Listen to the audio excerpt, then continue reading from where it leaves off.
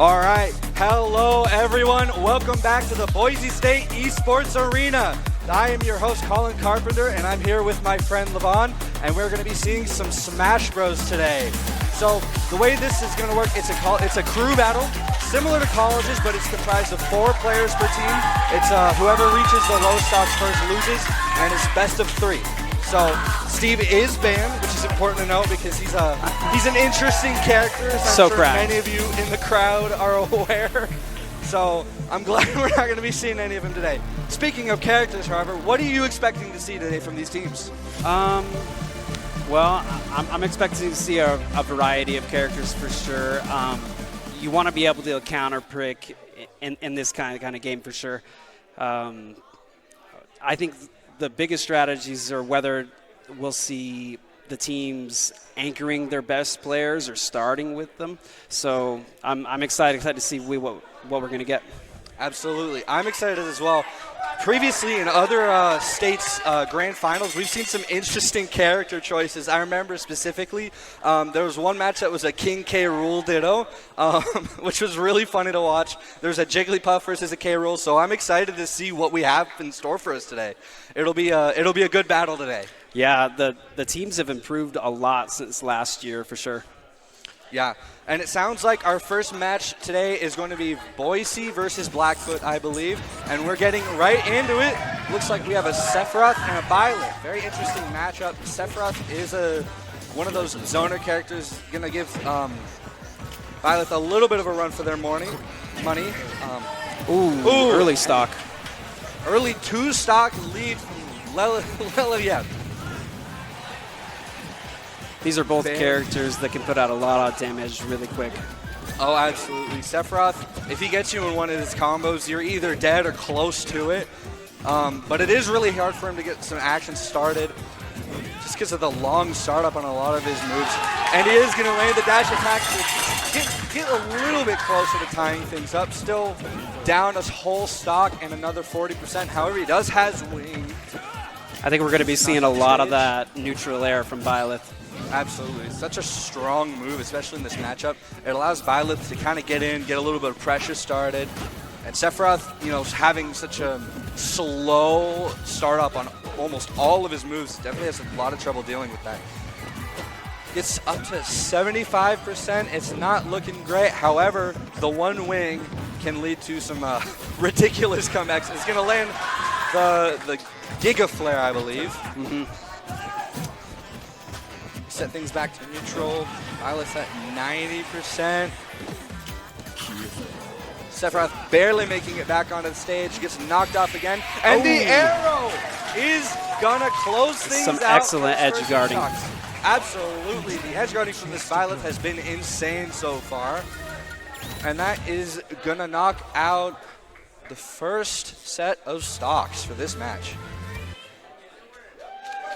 So definitely some strong character choices so far. I believe Sephiroth and Byleth are relatively high up on the tier list, though those are always up to your own interpretation, really. There's no set tier list. At this level of play, I don't think tier list really matter too much.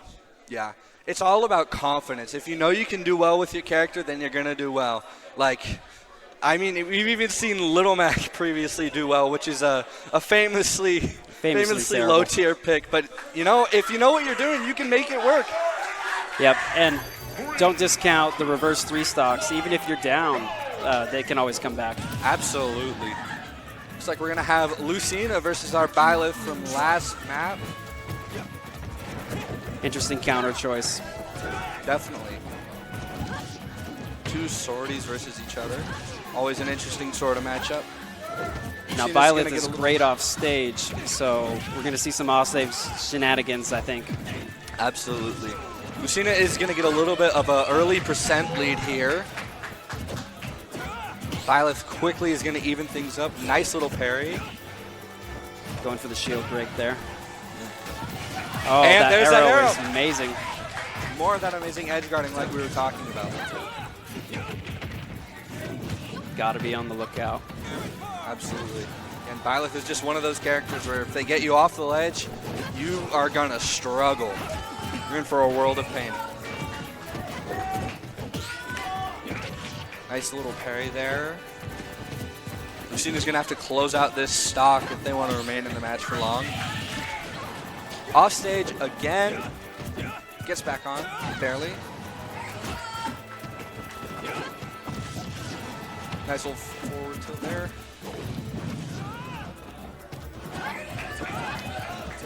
Byleth at 140%, somehow still alive. Gets Lucina off the stage again. And the back air is going to close out the first back air stop was clean. for Dunlap. Wow. And just like that, Byleth resets it. Both players are even.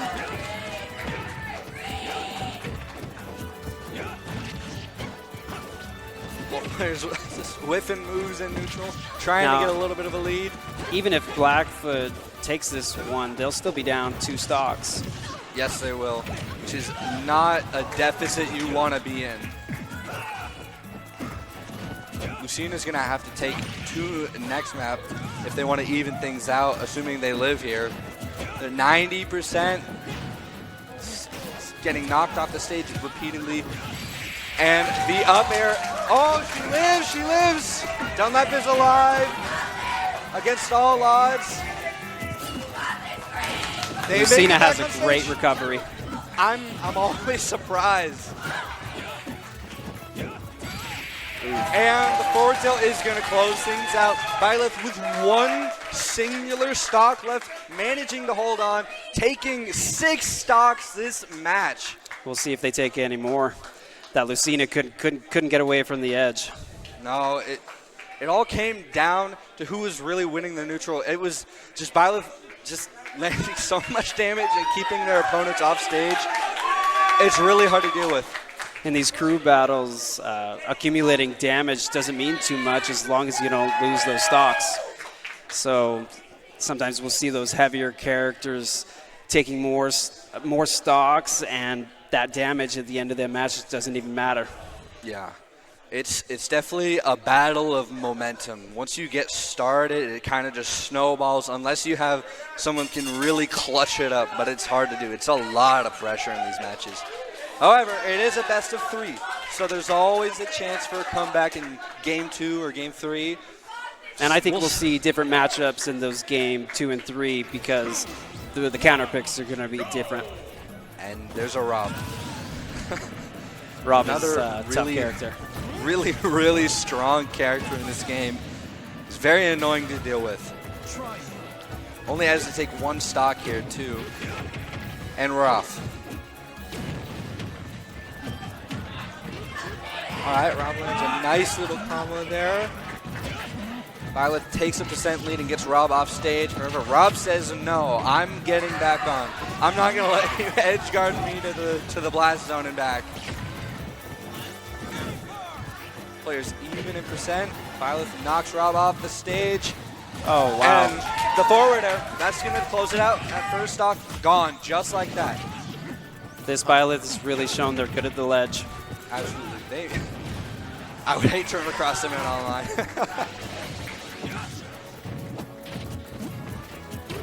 However, they are at 95%, so 1 or 2 more strong hits from Rob are going to close this match out. However, Rob is at 74%. Byleth doesn't land the tech, but it's not going to matter. And throw back. There we go. Rob, finally eliminating Boise High's first character. I'm surprised that Byleth took 7 stocks. Oof. Out of only 12, so yeah. I mean more than half. More than half of the team is gone. Blackfoot is going to have to clutch it up here if they want to take this first set, or they could play for the next one. They know what Boise has as one of their strongest, probably, characters, I'd imagine. It seems to me like they're running their stronger players first, though there is a chance that their anchor is always stronger. I'm excited to see how this goes. Me too. So if this were you, if you were in this position and you were the anchor, what would exactly you be playing into Byleth? My main. Obviously, you want to play with what you're most comfortable with. For sure, for sure. I think that we'll see the counter picks in like which player they send out. I think most players will stick with their mains. You're probably right with that one. We're going to see a Meta Knight. I don't see a lot of Meta Knight gameplay. No, Meta Knight's a technical character. It takes a lot to learn. Yeah. I haven't seen a lot of him since Brawl, where it was scary. It's Meta Knight in Brawl, Bayonetta in Smash 4, and now we got Steve. Though luckily Yes. Steve is banned. I'm so glad Steve is banned in this rule set. I don't want to watch a 15-minute long Steve Ditto. I've seen enough of that. And I don't think we'll see these matches go too long. I haven't seen any characters doing any stalling techniques. Yeah. I mean, the only really viable characters for stalling in the state of the game right now are Sonic and Steve.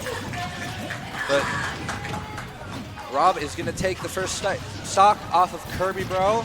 Is at 90%, so it is still a close game here. Kirby Bro gets Game Night off the stage up to 100%, and we're back to neutral.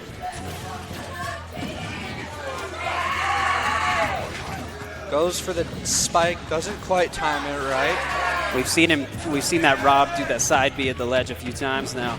Yeah, it's a really strong edge guarding tool, but you got to be really careful with your timing. And there it is. There it is again. There it is. Closes out the second stock for Kirby Bro, taking the lead sort of finally. Still has to make up another character's worth of stocks. He's going to get a nice little air juggle on Kirby Bro. However, he is at 130%. And all right, last stock for both of these players. Rob really needs to win this one if the Blackfoot is going to come back. Yeah, otherwise they'll be on their last player, whereas Boise still has, I believe, 2 more players left behind after Kirby Bro here. It's going to be a tough battle for Game Night, but it's doable. He's got Kirby Bro at 95%. A couple more strong hits, another one of those side Bs. He's going to do it, and just like that, the F match closes things out. Kirby Bro is out. Game Night with an impressive start to a comeback. He's taking, what, 4 stocks now, I believe? 1 off the Bila, 3 off Kirby Bro. Things are looking up. All right, we could see it come back. I'd love to see it. I'm interested to see what they're going to pick to play into Rob here. He's a challenging matchup. He can really mix you up. He has really strong edge guarding tools. He has a couple of projectiles that are very, very strong and really hard to deal with. You know, one of the keys to that matchup is managing the little top. If you can get control of the top away from the enemy, Rob, for sure, it makes that matchup so much easier. And if you've practiced using top against Rob, it can make them matchup super broken. Absolutely, it's all about controlling the top. So it's kind of similar to playing against a Diddy Kong, where you have to control the banana, exactly. Not slip up on it. But top is a tricky projectile to manage. For sure, because it's an active hitbox. Inkling, all right. Now, I've watched some of the Inkling already. He's very good. I'm excited to see it. It's going to be a tough battle for Game Night here. However, nothing's impossible. It's always doable. Mm-hmm. Diego immediately taking control of the top, like we were just talking about.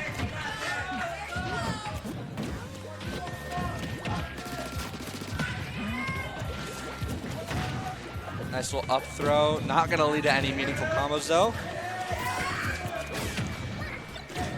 And there's the top again. Both characters playing pretty safe. Neither really wants to give up a stock at all. Stock for Game Night means certain doom for the rest of their team. Ooh. Oh, and that looked like a misinput to me. Yeah. Messes up the recovery, and that's going to leave us on our final player for Blackfoot. Yes, 3 stocks to go. It's looking a little dire for this first matchup. However, nothing's impossible. Nothing's impossible.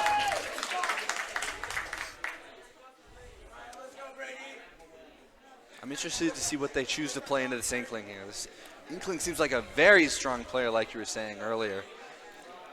Yeah, I think he's their anchor for sure. Definitely. Byleth. All right. Here we go. Both sides bringing out a Byleth at some point.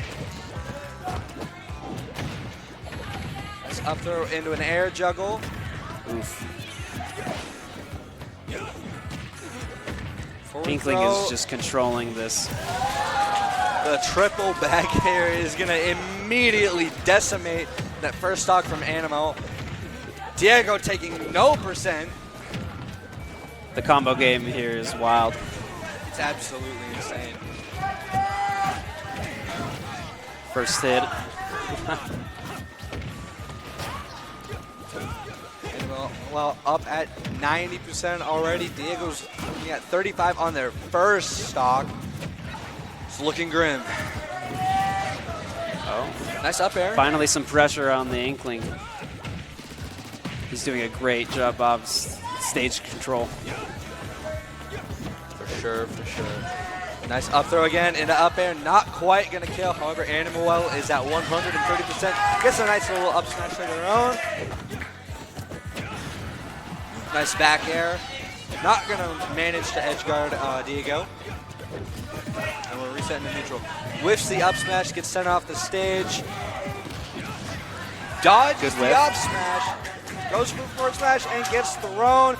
Barely hanging on. Good recovery. Both players at insanely high percentages. Nice. And the back throw is going to close it out for Diego's first stop.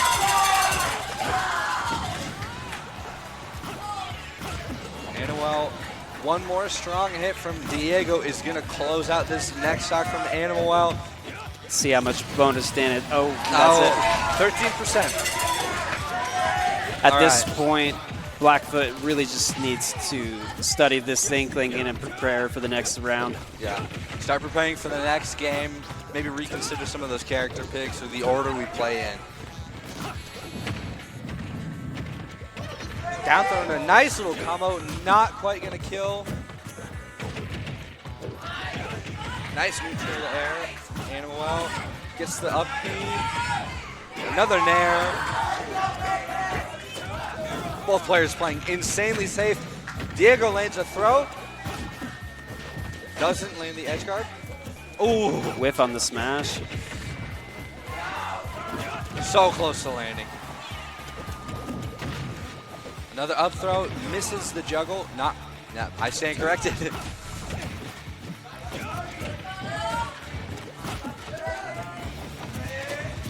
Animal is doing a great job of mixing up his recoveries, not really letting Diego take advantage of the fact that he's off stage. Nice back throw, not gonna kill him. Will get Animal off the stage again. Oh, Diego's hanging on by a thread there. And that's gonna take it. All right. Good back throw. Boise's gonna take the first set of the best of three here in the semifinals. I'm interested to see who they both put in first on this next round. Yeah. It seemed like Boise was leading with one of their stronger players, but then again, they did have Diego on the Inkling absolutely cooking. So I think we'll see how still Blackfoot see swaps things Boise holding that Inkling till the end, but we'll see. It's definitely a strong character. However, holding it to the end does give Blackfoot the opportunity to prepare some picks against that. So it'll be interesting to see what order they play these characters in. For sure, for sure. So if this were you, what would you be changing to take it to win the next game? As Blackfoot,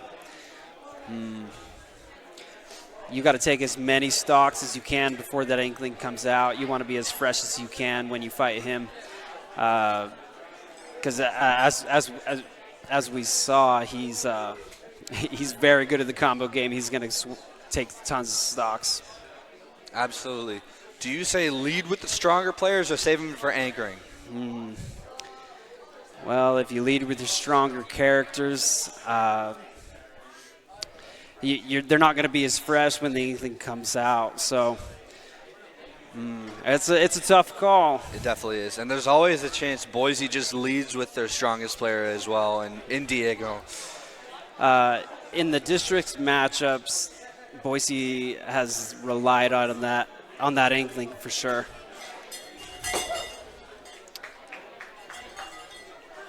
And it looks like we have a minor correction. It's Brave Smash Bros. Versus Blackfoot Smash Bros. Ah, okay. So I've been saying Boise. It is Brave.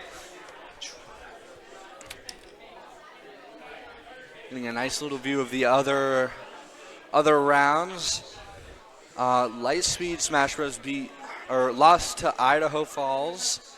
The Titans are going to be playing against Wood River. And really looks like they are up against Burley. Yeah, I think that is Rigby, yeah. And they're playing online right now. Rigby couldn't make it out here. Yeah, we've got all the other teams here, though. It's a little chaotic, but it's been a wild It's turnout. been a good day. Mm-hmm. I think we got a head count earlier. So it's definitely been a great turnout. So we're getting love to see it. set up for the next set here. Getting some replays. That More of forward that, air off ledge is really strong. Yeah, for sure. More of the amazing Byleth gameplay. The edge guards were just absolutely insane from Lowell. Yep.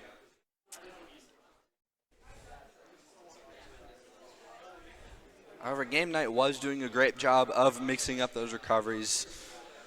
Didn't end up being enough, however. And there's that forward air that finally took out the Byleth. That was back air. Was it? It's hard to tell with Rob sometimes. Rob is a tough one.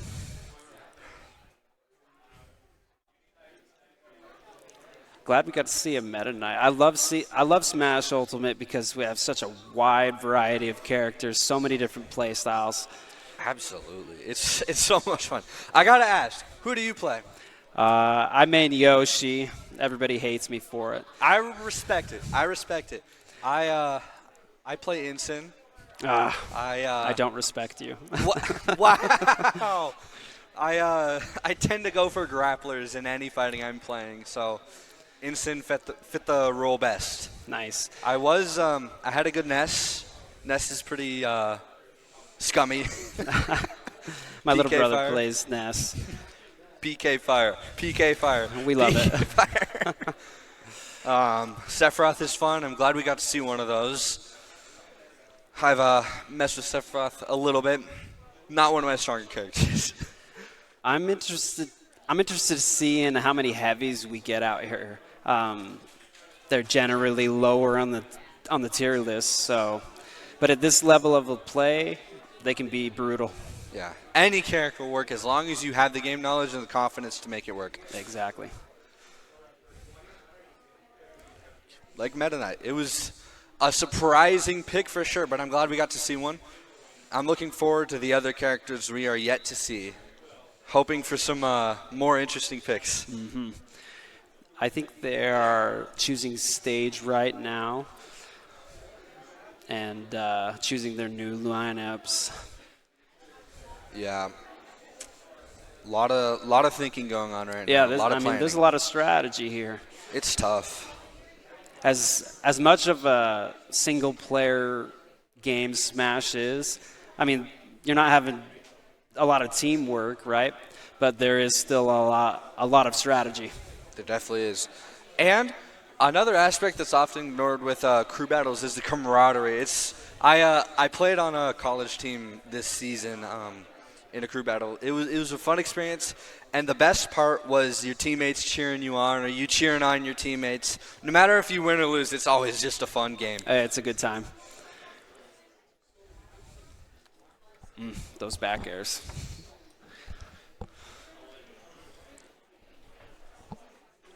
It's interesting we see a Byleth on both sides. Oh, and we have news. Boise did end up winning that set 2-0. So it was Boise versus Blackfoot. Mm-hmm. I was corrected again. So it looks like we are going to be moving on to our next set here soon.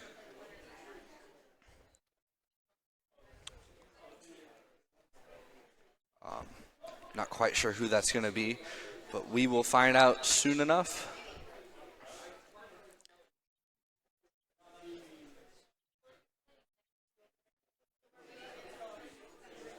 Now these sets will be best of 3. Yep. In the district matches, they did best of 2. If there was a tie, it went to stock differential. Yep. It doesn't sound like we're going to go stock differential today. But before we find out, we're going to take a small break here before we move on to our next set. So we will be right back. Once there was a traveler whose feet never left the ground. With only his mind as his map and his senses his compass, he raced into the great unknown. Armed only with the speed of legend.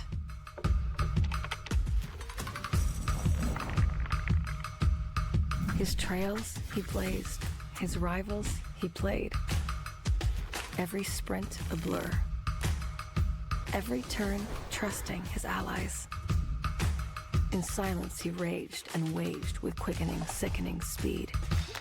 His name a chant filling arenas. Because some heroes leave footprints, others an afterburn. Without conflict, there is no resolution. Without verses, there is no victory.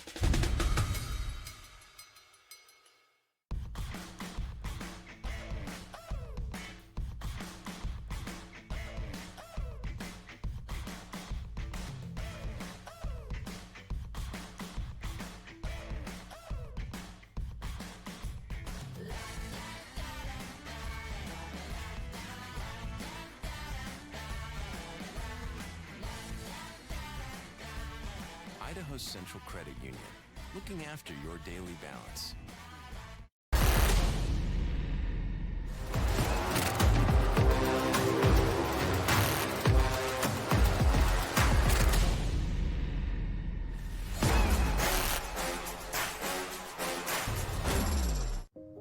It's the end of a good day's work in Idaho. Time to punch out. Time to check in and catch up. Time to remind ourselves that what we work for isn't a paycheck. It's to make the good things we have even better. So here's to your good day's work. Idaho's Central Credit Union. We believe money is a thing. It's not everything.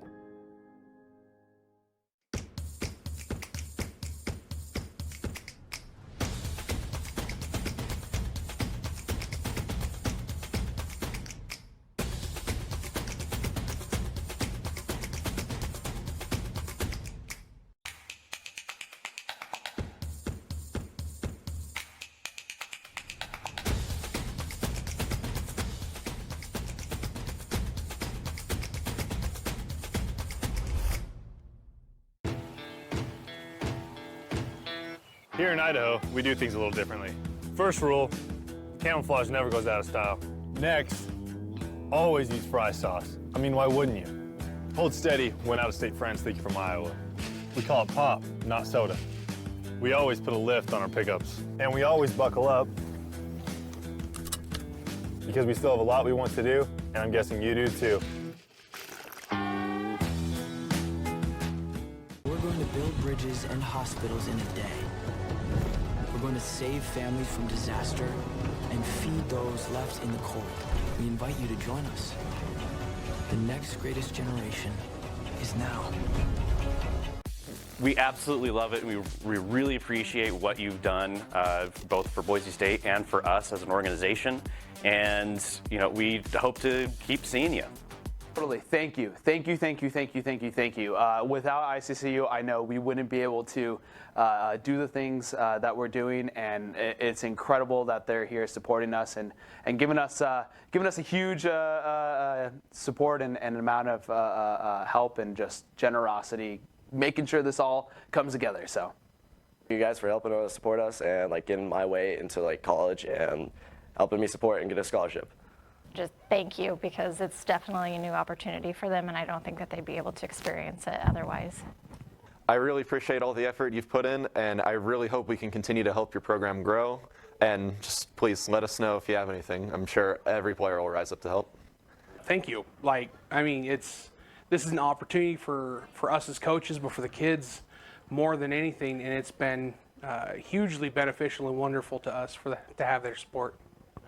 I just want to thank them, truthfully, from the bottom of my heart, that they have kept supporting this amazing program. I think that is wonderful, and it's great that there's now sort of like an alternative for sports and that it's being more recognized. Just thank you for having us here. It's a great place to have it. We're happy to be here. I'm just thankful. I love this game. I've done esports in the past, many things just Smash Bros, but the opportunity to come here, it's incredible. Thank you. That's a tough one. There's I'm excited for it. Like the maps all depends, and then like all the teams depends too. Like it just all depends on everything. Like if it lines up, and we could get first, second, or third. Honestly, what we're going for. Yeah, I'm playing Overwatch 2. I'm just looking forward to seeing how. This is my first actual LAN, so I'm really excited to see how this plays out. Just the fact that you have to rely on your team for so much, that just enables so much camaraderie in teams like this. It kind of gets you closer together as people and as teammates. I play Overwatch, and I think it's interesting because just class shooters have always kind of just been fascinating for me. And what do you?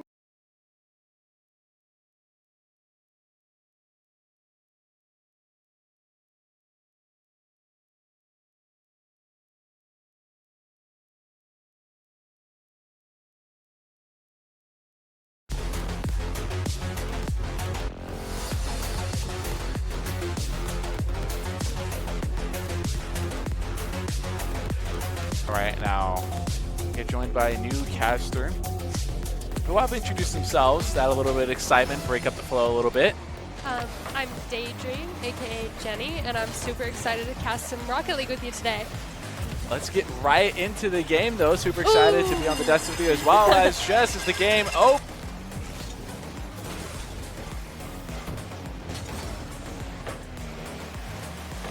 But now opportunity got whipped out on there. Defense came in strong once again for it, not really giving up a whole lot of openings, clear openings. As there's one right there as I'm talking about it. Now this could be dangerous.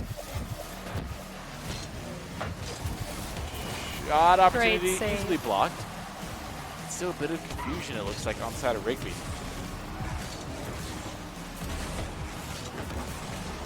Oh, yeah, there it is. Could be your Coop still causing disruption in the back half. There's Mr. Cow to get a shot opportunity, easily defended. Rigby now looking for opportunity to clear this ball out of their half. A 50 is going to do that job for them. Jimmy trying to get a pre-flip touch. A great bump is going to set up Alzerk. It was missed, and that is OT for the game number 1 here between Rigby and Bora in round number 2. Even with that own goal earlier, I think that this game is still so close. Oh!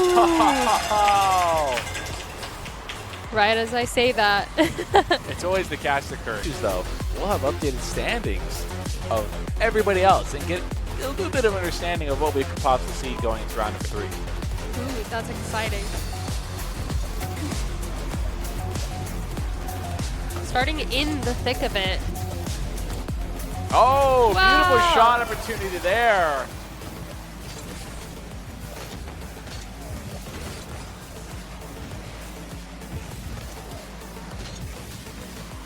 Mr. Cow's up, looking to get a pass onto the teammates there. Slow ball back down, is going to be defended easily. Coop not able to get the ball past Jimmy. There's Mr. Cow's up. Nice. Looks like Rigby finally turned on their monitors and they're ready to go. Yeah, 3-0 is actually one way you could put that. As I imagine Bora's looking a way to respond as they are able to get it off a kickoff goal. Yeah, Cooper's Great able follow-up. to beat all it there.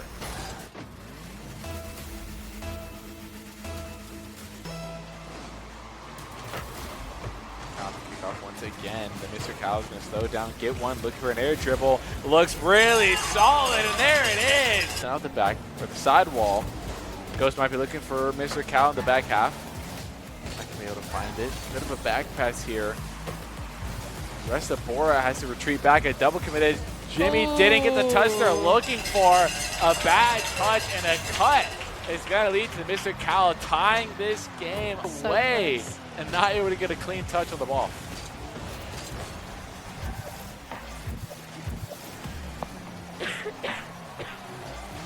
There's another shot opportunity. A beautiful save by Mr. Cal. KXR. Oh, able to find. I didn't think that was going to be able to find the angle. Just barely going to win that 50. Maybe looking for a shot opportunity as well. Ghost is going to be able to win that 50. KXR steals 100 and see Jimmy off the ceiling. Both teams are on their their A game right now. It looks like they don't want each other to get anything. But Bora will come out and get the first goal of this match. So close. So far. As we're about to get under sub 1 minute, here's Jimmy's opportunity to shine. Gets it over one, but it's a bit too high. And the backboard defense is going to come out strong. Alzurk is up, gets a shot opportunity. There's a missed defensive ability. Oh, it is Jimmy. So goes off the corners, going to hit Mr. Cal. Now it's Coop up, not able to get back up to the ball in time. Ghost is up as well, trying to hit Mr. Cal. Mr. Cal gets a bit of a ghost touch on the ball. Little boop to bump as well, and there's an opportunity for Ghost. So we're getting an interesting bit of pinches with the sidewall. Going to assist XR with the pinch to clear the ball. Now sitting in green half right now. A lot of players low on boost right now. Mr. Cal is able to play some solid defense there, and a good shot, but blocked by Coop. There's the answer back. Of course not. And especially, you know, with Jimmy, like we said, getting those, you know, rebound touches, it's still anybody's game, even if the ball is nowhere near the goal. Ozark has a clean opportunity. He's able to get it around. Ghost. Feet off the sidewall. Jimmy's able to get around, but a bad redirect. I don't think any Rigby offense is going to be able to capitalize on that missed touch, though. As Coop's going to stick with it. Gets a good 50. He's going to bump as well. Prevent any second touch.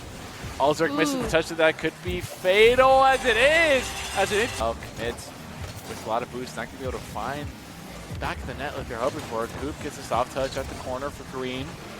KXR there looking with a lot of boost, gets the miss touch though. Now he'll get the second for the clear. Goes. This could have been an opportunity for Alzurk. The shot's down, and with nobody in the back of the net, I question control.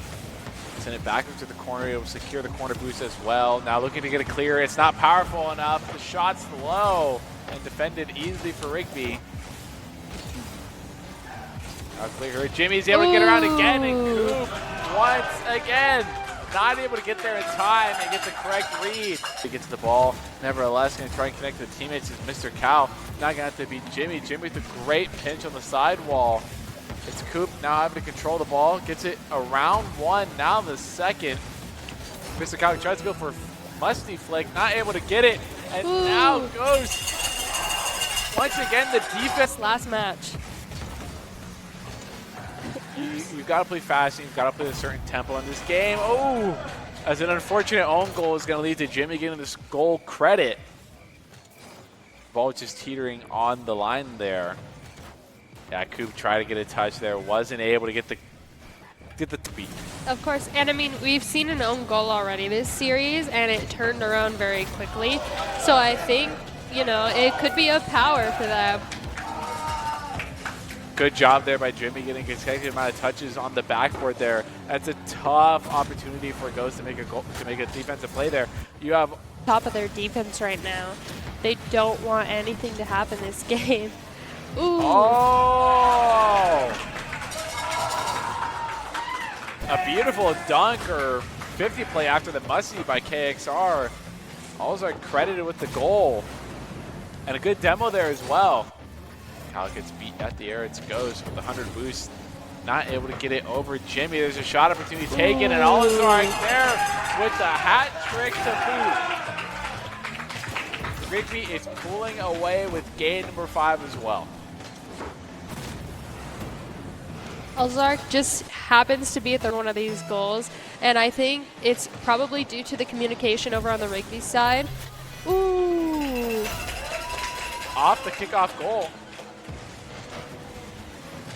Bora is very good at these kickoffs.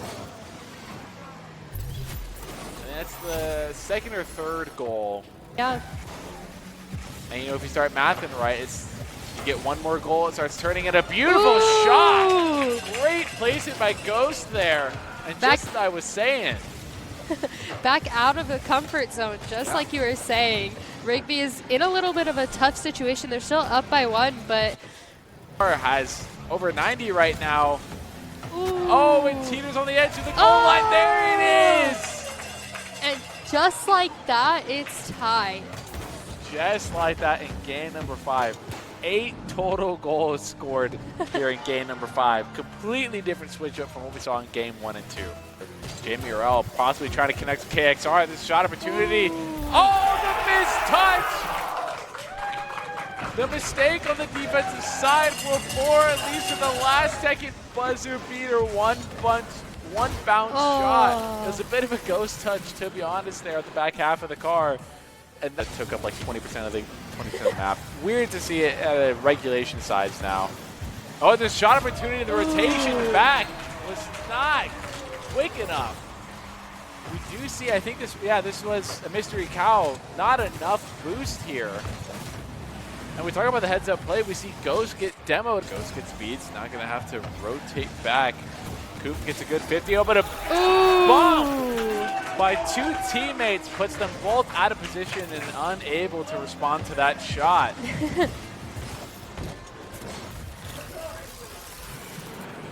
Tragic, but you gotta be able to rally back from these. You get a second touch with the assistance of a teammate. Jimmy has a shot on net, and once again, no Bora defense in sight here. Taking a look at the replay, you obviously see a double commit into the corner, and Mr. Cow's not on the rotation in time to get back post. And this is gonna be Rigby all of a sudden with shot was missed by Alzar. Ghost not even getting the touch looking for. There's a missed shot, missed clear as well by Bora. Just as I was saying, if you let the enemy team come to you and make those mistakes,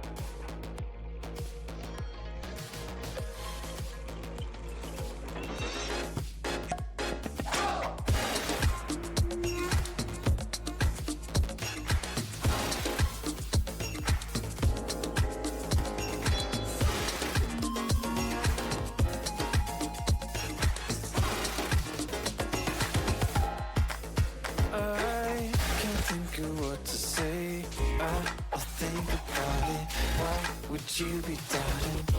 Sit down tight in my head.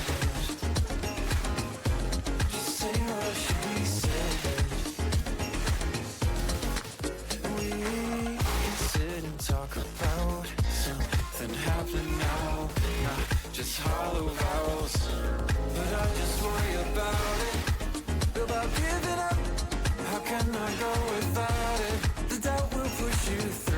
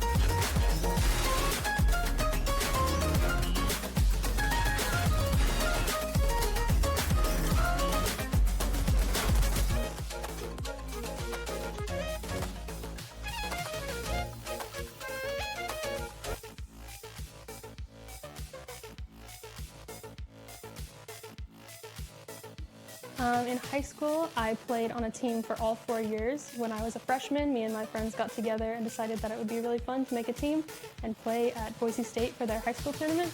And we ended up winning bronze, which was pretty good. We didn't win the whole thing, sadly, but we got better and better as the years went on. And I got the awesome opportunity to be our team captain for my junior and senior years of high school, and it really meant a lot to me and helped me be the person that I am today. So my high school experience with esports was very kind of like make it your own. I was the founder of my esports team, and I had to put my team together to compete, but overall it was a really enjoyable experience and I learned a lot. I didn't play for my high school, but I played in a program called Esports Tower. Got a coach, played a tournament bi-weekly, got streamed here from Boise State. Got some accolades, played a lot, won a lot. Got to come out here for a tournament over the summer before my senior year, and ended up winning that. That was fun. Met a lot of people, met a lot of colleges. That's kind of what introduced me to the whole realm of collegiate esports. And I felt most at home with Boise State, so that's kind of my entire high school experience. My high school esports experience was, I would say, ground up. I started in my sophomore year. It was brand new program, brand new teams. We had no clue what we were doing, but we came out and we played. And I would say it went from a very small group of us, 5 people, to I think there was over 20 people in the organization when I graduated at my high school, and we accumulated 3 state titles. They're so excited. My wife is a huge supporter. She, is the reason why I'm here and is behind me every single way, and is just so excited. I know my friends are super stoked. I've got a lot of friends working in the program here, and they're all like, "Oh, we can't wait to watch BK play." And I've got friends who are hanging out in the Discord, watching the Twitch, ready to watch us rock. I mean, I was very lucrative, but the people that I do talk to about it are excited and probably willing to watch. So They actually think it's pretty funny because I'm not a gamer at all, so this is my first introduction to everything. We're all really proud of each other for the success we've made along the season. Our teammates, the amount of support we have for each other is a little ridiculous sometimes, but yeah. All of them are super supportive. All of them really encourage me to continue moving forward, and I can't thank them enough. They think it's great. My whole family comes from a line of gamers since before it was really popularized, and everyone thinks it's a really chill thing to do. Well, they're really proud of me and my family because I've never been to state for really any kind of sport, or let alone esports, but now that I've worked for it and practiced really hard, they're quite proud of me for it. They're actually really kind of surprised. I haven't really talked much about it, so that all of a sudden it's like, yeah, I'm going to state, and it caught them by surprise, and they're really proud of it. They're like, that's actually really awesome. Well, hey everybody, guess what? You won't guess. I'll just tell you. I have the bronze medal, the third place team from the top 8 here today. It's Jerome High School. Now, Coach, it looked rough early, but you got maps against a superstar team who didn't quite finish where you finished. So tell us just a little bit about your first match and how it gets you to this beautiful trophy. Well, first match, I think we came in pretty well. Rigby, I don't know, it was really close. Right. But ended 3-1, and we took the momentum into Meridian, but they were a tough team. Yeah. So we had to kind of regroup, rally, and take on Sandpoint, and luckily we pulled through. Except on any control map, because we can't do that. Yeah, what is the deal? I'll ask you because you've got the mic next. What is going on with your control map game? We try and play aggressive in our brawl, and I feel like that the point where we have to stay back and kind of cap it, and we don't like playing in those spots and stuff, is just really hard for our team to do, I feel like. Okay, so really it's the brawliness. The poke is working for you, but the brawl is not? Is that what I understand here? A little. It's just the momentum. Better yet, who's throwing in this group? And let's get them right on the hot side. Come on. No, it was me during first round of the last. Well, hand him the mic, because he's got a lot he's got to answer to here. Yeah. Well, let me throw it this way. You got to hold the mic up to your face. Oh, yeah. Or close to. Yeah, we got a lot of cord to go. If you pull over a lamp, it's fine. How do you respond to the allegations that you were throwing? Not gonna lie, I'm gonna embrace them wholeheartedly. I made some very questionable decisions on Lucio. It's not as Whoa, hold on. We didn't establish this was Lucio play here. Yeah, this is Lucio play. You do what you do. They have to find you. That's what Lucio's It honestly feels like the other way around most times. Right. Yeah, I know. Well, they'll tell you, hey, be by us, or hey, I needed your amp there, and you're like, you should be by me. And you're like, but you're 30 feet up on a wall. Honestly, that's what I'm trying to tell these guys. Like, he's playing Cassidy. You know that there's no vertical. No, Cass basically just thinks that Cass should be pushed around. Pretty much. Right. The only thing you can do is aim. Hold my hand, baby. So in your last matchup, who'd you play again? Sandpoint. Sandpoint. Who's got some thoughts on what Sandpoint did really well and made it hard to beat him? Somebody? Anybody? Yeah. I think a big problem that we had, especially in the first maps when we were getting used to knowing how they were playing, was that they were cycling their cooldowns really well. At 1 minute, I'm avoiding the Roadhog's hook, and then the next, the Bastion's turreting, and then they have hook back again, and I just have to keep all these things in my head, and it's really hard for us to move around. You're trying to call them out, and then you get caught by it, and it gets a little bit crazy. Yeah, managing the cooldowns is key, because you're just trying to win the race to the best ults and win those fights. Yeah, exactly. Yeah, but so the Hog created some problems for y'all, right? Who got hooked the most? Come on, you're Lucio. Lucio. Honestly, I was really impressed with that Hog's hook accuracy. He knows he's not on mic, right? We can establish that. Okay, all right. Yeah. I'm honestly really impressed with that Hog's hook accuracy throughout that entire game. The 180-degree Ajax was definitely a highlight of that game.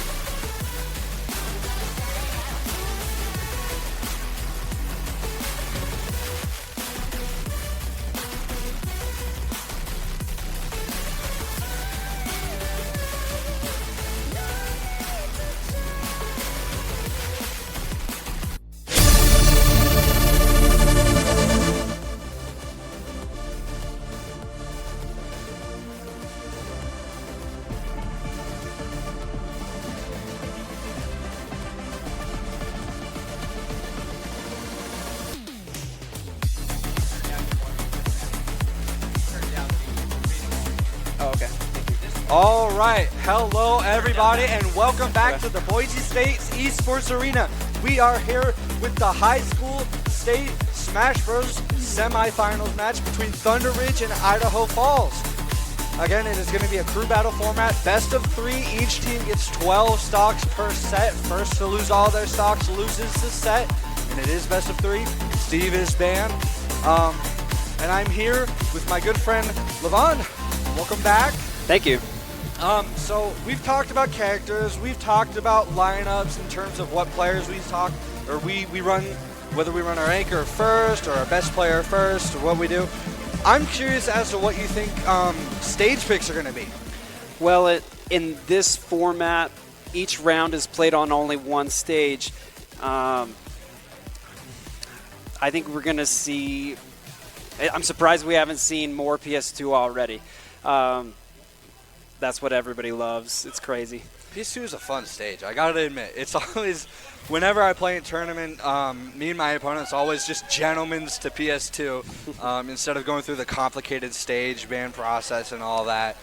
It's a fun stage. I'm also surprised we haven't seen a lot of Final Destination. I know in Ultimate a lot of characters have trouble dealing with platforms, and Final Destination can kind of help alleviate some of that.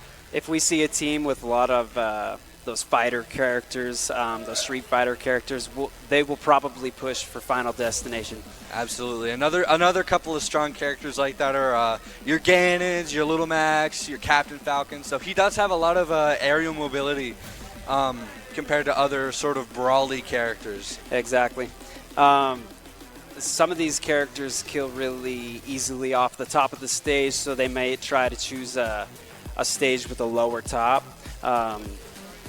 And platforms can make a big deal. If we have the top middle platform, it can change the whole game. Yeah, one of those stubbier stages is Small Battlefield. That, and I believe Town and City has a really low blast zone. So I don't think we'll see a lot of Kalos. But here we are on PS2. With a Mii Fighter. Yeah, and a Cloud. Big Stevie versus Smiley. Both players just kind of trading, not really landing any meaningful combos, just small percentage build up. Though Cloud is halfway to limit already, which is an important meter for both him and his opponent to keep track of, as it can drastically turn the tide of any game. Big Stevie is up to 70% already. Nice lead for Cloud. Barely lands the last hit of that forward smash. However, Big Stevie is going to get back on, but Cloud has that limit break. Oh, and there it is. Big damage. Gets Big Stevie up to 118%, whereas Cloud is only at 50. So it is up to Cloud to close out this first stock. And Mii Fighter is one of those characters that likes to kill off the top, but without that middle, taller platform, it's a little tougher. Definitely is. Mii Brawler struggles to kill off the side of the stage as well, unless you get your opponent really high in percentage. So it is going to be a struggle for Big Stevie here. And again, he's already at 150% against Cloud's 100, so a little closer than it was earlier. But again, there's that limit break. Misses the up B. He that wanted final that flash stock is, gone. it's a good finishing move. It definitely is. Any of the limit breaks will do it. We see him charging up. And the down smash taking Idaho Falls' first stock away. Still holding on to limit break. He has that 120%. So any relatively strong hit from Big Stevie is going to do it. Nice follow-up neutral B projectile. This Cloud is doing a good job of getting some bonus damage in. Absolutely. He's really doing a phenomenal job of keeping Big Stevie out and away. Right, giving him time to charge that limit. Yeah, because once a character like Mii Brawler gets in on you, it is over. Yeah, much tougher. Oh, good down air. Again, just Cloud doing a back really air good is job very zoning safe. with that Buster Sword. But just like that off the top. Yep. We called it. However, Big Stevie is at 100%, and that forward smash is going to kill. Leaving it at 1 stock taken from Thunder Ridge and 2 taken from Idaho Falls. So Big Stevie's gotta really work for this next stock without letting himself take too much damage. The Isabel skin on the Meat Brawler is throwing me off. It's amazing. And if we look in the player camera, the player is wearing the same hat. Yes. I love it. Goes for an edge guard with the shot put. Doesn't quite land it. But gets back on stage. However, he is higher in percent. Excellent spot dodge. Nice forward tilt. And a good recovery mix up from Big Stevie.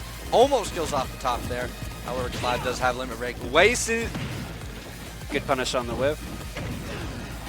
Nice little dash attack, and the shot, oh, almost connects. Shot put is creating a lot of pressure out there. It's tough to deal with. It's scary. Comes at a weird angle. Definitely, and Cloud isn't used to it, as it wasn't being used a lot earlier in this match. Nice forward throw, goes for the shot put, doesn't quite land it. Safe. And the forward smash. Good read, neutral get up.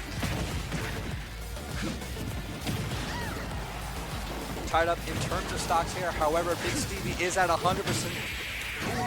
And that's going to do it. Calling him out with the, is that up tilt or up smash? That was up smash, I believe. And just like that, Thunder Ridge has taken the lead by 1 singular stock. So it's a lot closer than our last game was. So 10-9. Yes. I believe Who so, will yeah. they pull out to counter Cloud? Cloud's a weird character. Honestly, Sephiroth. Sephiroth would work. Specifically because he's technically a swordy character, but he's more like a zoner just because of how long that sword is. Well, who do we usually see countering the pro Cloud players? I mean, there's a lot of different characters you can play. I mean, ultimately it comes down to your confidence. Young Link is a really good pick, though. Definitely going to be able to camp out Cloud here. I watched some of this Young Link player earlier. He's very good. It's going to be an exciting match. I'm excited to see how it plays out. And yeah, Young Link just using all the projectiles he can to keep Cloud out. Lands a nice little up B. Nice punish from Cloud there.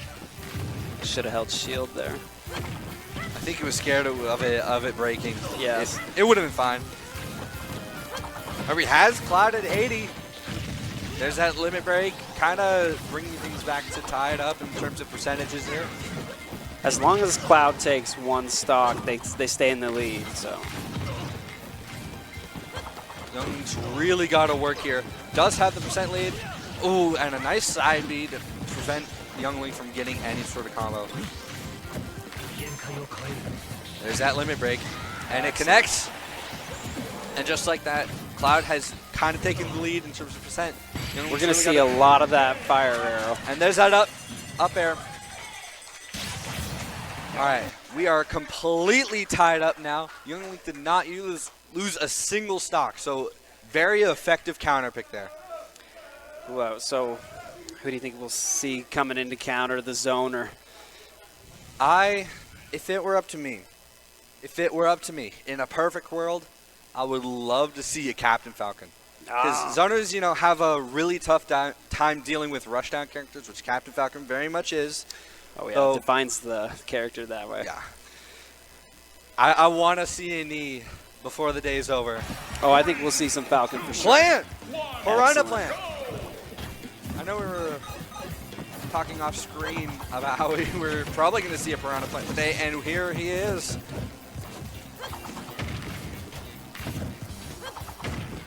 This is going to be an interesting match. It's going to be tough because Young Link can edgeguard Piranha Plant really well with those arrows.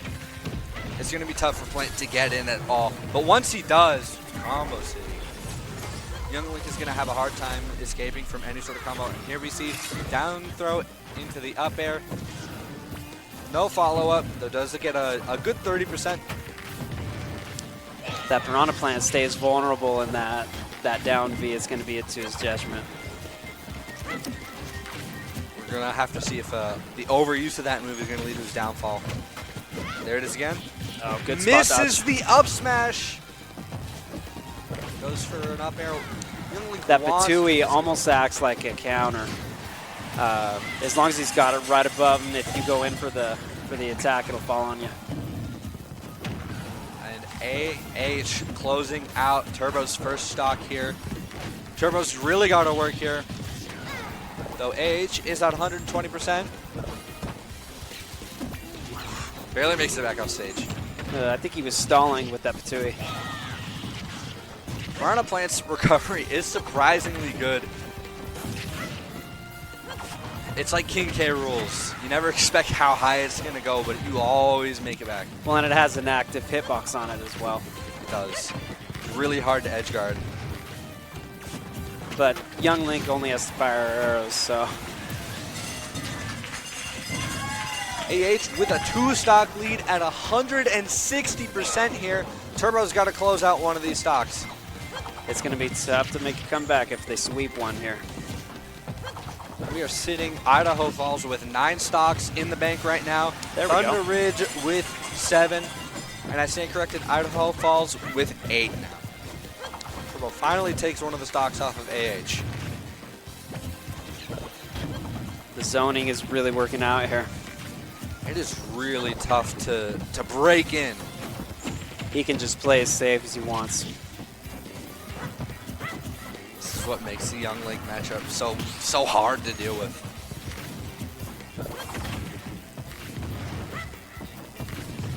Yeah, Turbo's already 100% again. AH 20 with 2 stocks left, and that's gonna Bomb to close forward it air, out. or bomb to neutral air. All right. Put yourself in Thunder Ridge's shoes. What's the game plan now? We got 6 stocks left, 2 players left. You got to beat that Young Link. I don't know what you do. They're going to have to play a rush down or something to beat that zoner. Something with a counter would be nice too. Maybe Incineroar, build Rage, build Revenge. It could work. I would love to see it as an Incineroar player, but I don't think we'll see any Incineroar tonight. I haven't seen any in the friendly. Oh, excellent. This is my second. DDD is fun. He's a really solid online character. Very. One of the few I have in Elite. That's better than any of mine. Although he's so big and slow, he's going to be comp food as well. Does have Gordo, though. Gordo is amazing. Although Gordo can work against DDD as well. If Young Link's smart enough to hit it back. Right, well, and any move can reflect it as long as it does 2% damage, I think. So Myra's really going to have to be careful with how they use the Gordo in neutral. Because you don't want to throw it out and just get it reflected back and die. Just like those that. arrows are going to make it tough for him to use Gordo effectively. Finally, next one, though, they are at that. All right. Just like that, Thunder Ridge is down to 5 stocks in the bank. AH is at a solid 60%. So Myra's really going to have to put in the work for these next couple of stocks. Up tilt to up air, classic DDD. Almost gets a shield break. Not quite enough. Oh, there's a spike. Wow. Young Link recovery is pretty predictable. Makes it vulnerable to the spiking moves like that. Sure, I think the game plan here is get Young Link off stage, and it's over. Funny interaction there, eating the arrows. Ooh, Boomerang saved him there. Both players just kind of throwing out whatever moves they can, trying to land something. Nice uppie into up air from AH. Getting Myra up to 140%. Though, DDD is a big body character, so they can live quite a long time. It's kind of frustrating trying to kill. Never mind. There we go. go. I guess forward is going to be enough. Big damage, stacking those up airs. Good whip Thunder Ridge punish. has 4 stocks left in this fight. Myers really got to put in the work here. Goes for the up air, doesn't quite land it. Though AH is at 80%, which is nearing in on kill percentage for a character like DDD. Yes. I mean, one big smash move on the edge of the stage and we're done there. I would love to see a rocket hammer. That's my favorite move. It's so intimidating. It's such a funny move. And you can charge it for such a ridiculously long time that it's kind of hard to expect when it's going to come out. And it has super armor as soon as you release. It does. Nomira is at 120% here, so it's going to be hard to Both get characters at kill percent now. Goes for the up air. The crowd is cheering for DDD. Goes for a back air, which will KO at this percent. He's back on stage. Oh, and down the air up was not smash safe. is going to close it out. Idaho Falls with 7 stocks still in the bank. Thunder Ridge with only 3 remaining. Ooh. This last Thunder Ridge player is going to have to defeat 3 other players. It is a long road ahead. However, I've seen it done before. I've seen some ridiculous comebacks in my day. We'll see if they anchored with their best player. I sure hope so. I'm excited to see how this last match goes. And moving into game 2 eventually, how things change up. Little Mac! Here we go. Little Mac is him. Well, we got the rush down we wanted against the zoner. I love it. Little Mac is one of those matchup check characters, as I like to call them, where you really got to know what the character's got, what to do against the character. And with Little Mac, the key is just getting him off stage because of that recovery. So the amount of super honor on a lot of his moves is going to make it hard for Young Link. There he's off stage. He's doing a good job right now, keeping his distance. Barely makes it back alive. 140% compared to AH is 8. He's fighting to stay in the center now. That doesn't kill him. Little Mac at nearly 200%. Into jab, goes for an edge guard, doesn't quite land it, and the up smash is gonna do it. Good whiff punish by Young Link. Both players at 50%. Him leading by 1 stock. Now it's quickly defeating. Nice counter. Nice counter. I think that's going to be a very important move going into the rest of this match. Goes for a neutral beat. Excellent. All right. All right. All right. The comeback may have started. Him has to take 6 stocks with his 2. He'll have to open his third eye or something. He has to be him. It's doable. It's doable. Little Mac is a tricky character to deal with if you don't really know how to punish him. Well, and if he can stay on stage, he's got so much armor and a lot of really strong moves. And the counter is always tricky to deal with. If you don't know how to deal with it and not just get absolutely hit by it, it's hard to deal with. Ooh. Teams are strategizing right now. So if you're Idaho Falls, you've got a 4-stock lead here. What are we doing to counter Little Mac? I would probably send in my weaker player, just wear him down. It's a safer choice. For sure. We've got Big Stevie on the Pikachu here. Pikachu's a very strong character, hard to deal with. A lot of annoying projectiles. Yeah, and very good at spiking. Yes. Which is really important against Little Mac. He has, no. 5, 6 nairs, 40%. Though him is quick to tie things up with only a couple of moves, he has a percent lead. Goes for a down smash, edge guard, doesn't quite land it. gets the spike with the lightning, though it is on stage, but it's not going to lead to anything. And there's KO punch. Let's see if he can, oh. Whiffs.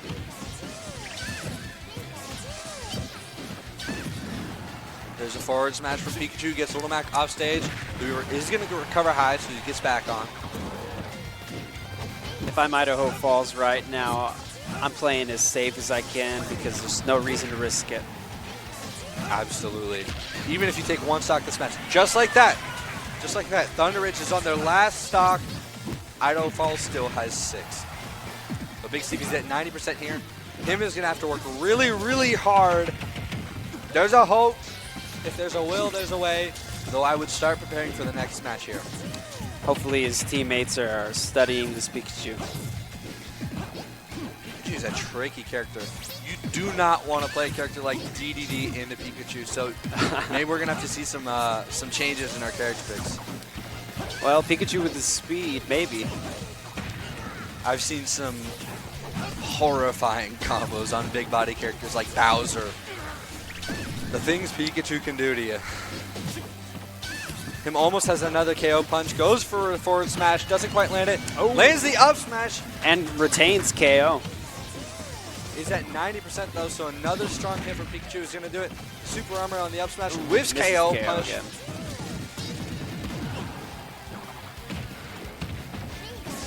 All right, 130%. That might be it. That might be a death sentence. Oh, he makes it back, but the forward smash is going to close it out. Idaho Falls takes the first set of this match. What a game! A lot of interesting character picks. A lot going on. We'll see if the matchup changes change anything for Thunder Ridge, but Idaho Falls looked really strong. Absolutely. They've definitely got Thunder Ridge on the back foot going into game 2. What do we change in here? What's the play? I think that Thunder Ridge really needs to figure out how to beat that Youngling. Definitely. Like Youngling took, what, 6 stocks? Something close to that. Really, really got to probably start with a rushdown character, I would say. Well, it'll depend. Maybe Idaho Falls won't lead with Youngling. Maybe they lead with the Pikachu. Or someone we haven't seen yet. We still haven't seen, I think, the one mystery of their other fourth players. character. I'm excited to see who it is if we get to. It's going to be close. It's their surprise anchor, maybe. So we've seen some interesting picks in terms of characters today. Are there any other characters on your wish list? On my wish list? I'd love to see some Yoshi. He's my main, obviously, and he's so weird. He's funny. I mean, the jump armor and the eggs. One of the few characters that can really stall forever and ever, time you out. And he's really hard to land blows on with that egg shield. It's the times I've played against Yoshi, it has infuriated me. He's such a hard character to break into. That's for sure. The armor on its jump is insane. Okay, here we go. All right, him is bringing it back, starting out this time for Thunder Ridge. And we're going to see Idaho Falls Cloud again. Big Stevie on Cloud. Both players just kind of trading blows here. Though going into this match, Idaho Falls has got to be pretty confident.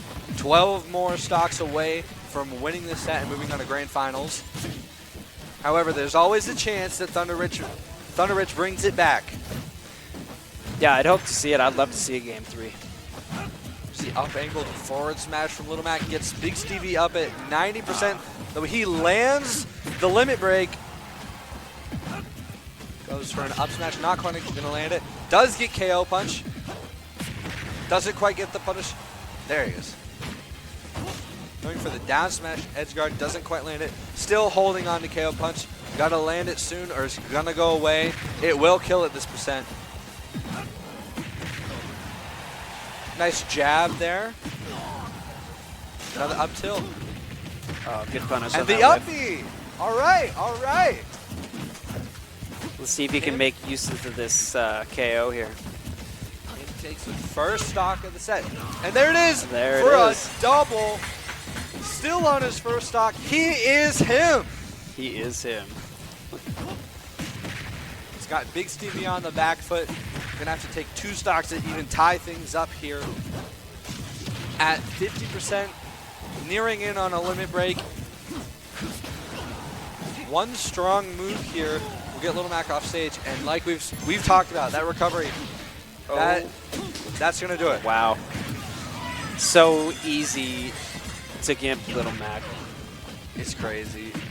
I love Little Mac. He's fun to watch, but that recovery. He's got a glaring weakness for sure. He is one of the stronger characters when he is where he wants to be, which is on stage. And the uppy, almost takes it. Almost kills. Big Stevie does have the limit break, is going to land the up B. Not going to be enough to do anything. Lands the up smash. If Cloud can manage to turn this around, that 145% doesn't mean anything. Though him does have KO punch. Not anymore. There's the jab. Big Stevie at 160%. One more strong move from Little Mac is going to do it. He makes it back on stage Excellent somehow, recovery. some way.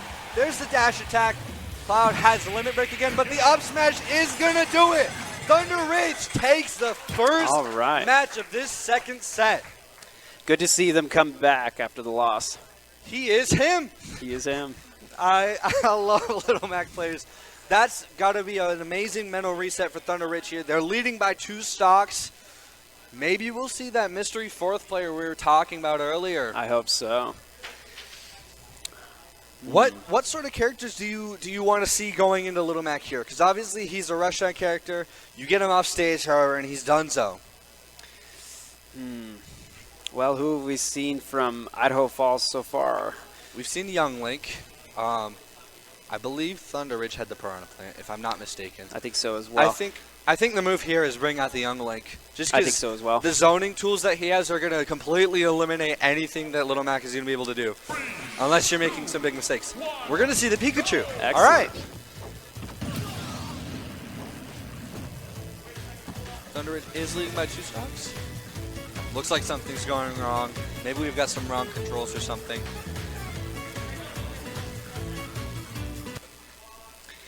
Getting a restart there, controller issues. Yeah, very common. Maybe someone just forgot to disconnect a Pro Controller. Yes, or forgot to choose their name and controls. Yeah. It looks like we're all set. Here we go. Both players kind of just trading blows here. Him is up to 50%. Off stage, gets back on. Nice forward smash. Doesn't even need the armor. One of those T-jolts off stage will be the end for Little Mac. For sure. Big Stevie 80 already at 80%. Nearing in on kill percentage for Little Mac here. Him does have that KO punch, which will kill here. And he lands it. Idaho Falls down to 8 stocks in the bank, while Thunder Ridge still has 11. Though him is at 100%, 120%. Another strong move or combo from Pikachu will seal the deal here. But they are going to have to make up a 3-stock deficit here. And there it is. Thunder Ridge loses their 2nd stock of the match. Big Stevie is at 70%, however, so nearing in again on that kill percentage for Little Mac. If Little Mac even takes one more stock here, that's going to be very good for their team. For sure. Puts them in the same situation they were in last match. Exactly. Kind of a reversal. It's nice to see Pikachu gets the spike, and that is going to close it out. Him is gone. Pikachu has a lot of good tools at the edge, especially against a character like Little Mac. He's a very strong character, absolutely dominating the neutral, not really letting Little Mac work his moves. However, Thunder Ridge is still leading by 1 stock. They've got 9, Idaho Falls has 8. So the Pikachu is going to have to work hard in this next match. Well, we'll either see Piranha Plant or I don't know. What do you think the play is going into this next match here? Cloud Cloud. Cloud. All right, I like it. It feels like Idaho Falls is saving Young Link as the anchor. Definitely feels like it. All right, there's Waiting the on the SD. SDs. Looks like we're finally going to get started in this third match.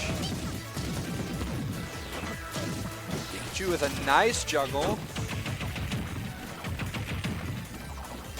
Cloud at 40% already, nearly. Nice forward smash. Pikachu's doing a great job of edge guarding here. Cloud does get the spike hitbox on the up E. Not going to lead to anything meaningful though. Does get limit break. He's got limit ready. Oh, and there it is. Not quite high enough Quick percentage attack, to kill getting here. through that neutrally. Pikachu whiffs the forward smash, and Cloud is quick with the response. Goes for an up smash of his own. Doesn't quite land it. Gets back on stage. It's interesting to see that Pikachu recovering to stage so often. I mean, if it's working, it's working. Cloud isn't doing anything to stop his recoveries. So if it's working, why change it? And there's the forward smash. Both teams even in terms of stocks now. However, Big Stevie is at 100. Another strong move from Cloud is going to close out this next stock here. With the forward smash, is going to get thrown for it. Excellent combo here. Managing to escape, but nice forward air. Has limit break, and it's going to catch. Got to be careful hanging on the ledge there for when your iframes run out. It's hard time, especially if you're not sure what Cloud is going to do with that limit break. It's very scary to deal with. This is such a neck and neck match.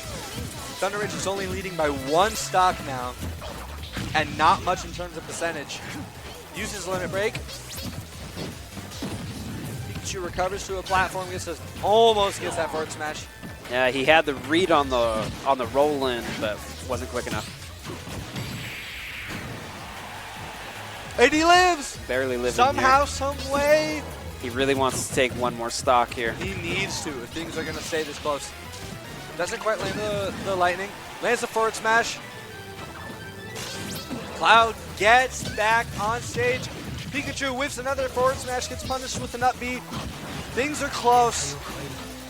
Cloud's got that limit break though. Nice, recovering underneath. I like it. Going all the way underneath. Oh. And the neutral B limit break is going to close out match number 3 for Thunder Ridge. Still with a 2-stock lead. Idaho Falls is going to have to work really hard here. Yes, they are. But we haven't seen that Young Link come out yet. This is true. And the mystery 4th character. I'm very Still excited. Placing our bets as to who that is. Any guesses? Oh, Isabel. Isabel. I wouldn't mind an Isabel. I've seen a surprising amount of Isabel in Idaho for what it's worth. Isabel's a funny character. We have so many farmers out here, and Animal Crossing is like it's like a farming sim, right? It is. All right. Pokemon Trainer. Okay. This is excellent. Looks like that was a mystery 4th character.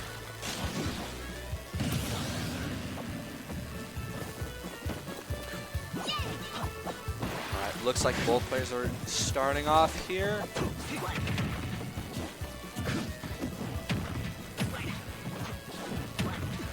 Pokemon Trainer is not something I expected to see here.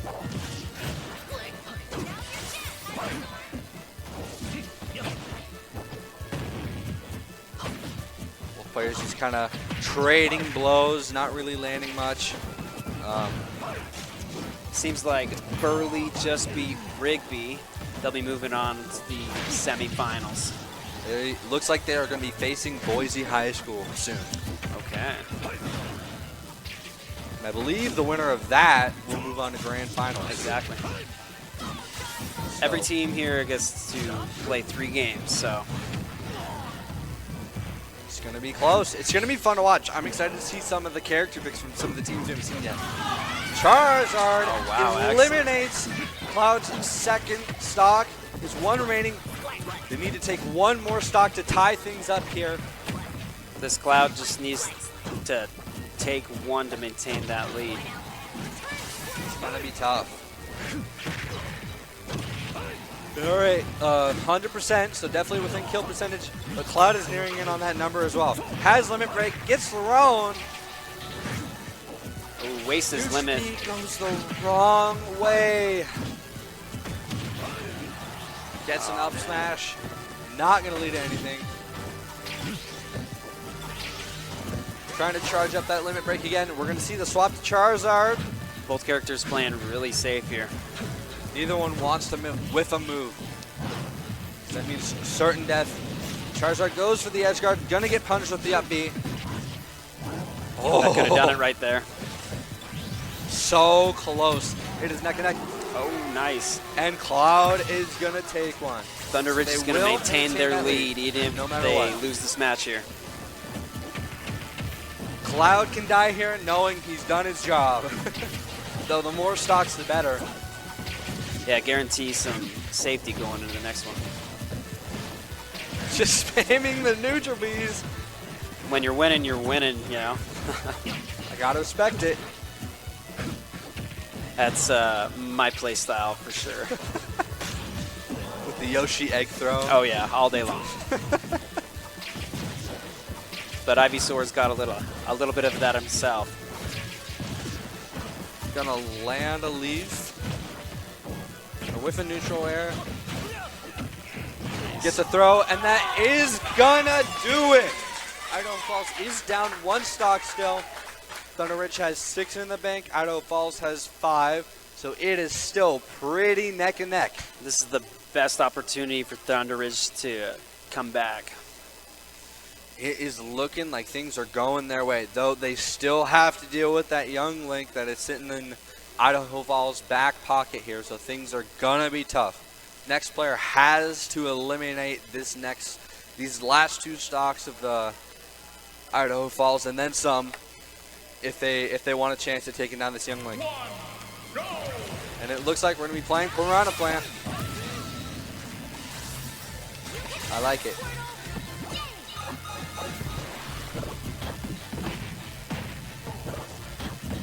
This is an interesting, well, any matchup with Pokemon Trainer is interesting. Getting access to the 3-hole movesets. Yeah, 3 characters for one. You got and a shield break early. Ooh. Gonna get a nice conversion and immediately kills, getting a 2-stock lead in this match for Thunder Ridge. The Poison Cloud to guarantee the kill there was great. It was nice play by Turbo. Gonna get a jab of his own there. It's thrown off stage, but he gets back. It's Piranha play it. Drag down neutral air to jab. Fishing for another shield break. Boring says, no, I know what you're up to. Not gonna let it happen again. Gets the up air. Turbo is in kill percentage here, though he does have the fully charged down B.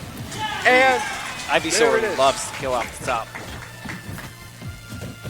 This is one of the smaller stages. It's Battlefield. This is small Battlefield. Yeah. Small Battlefield. So it is a relatively small blast zone.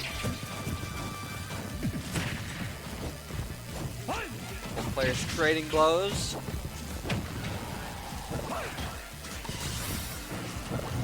We're going to see the swap on the Charizard here. He is a relatively high percent, though Charizard is a heavier character, so Turbo is going to have a hard time landing a killing blow here.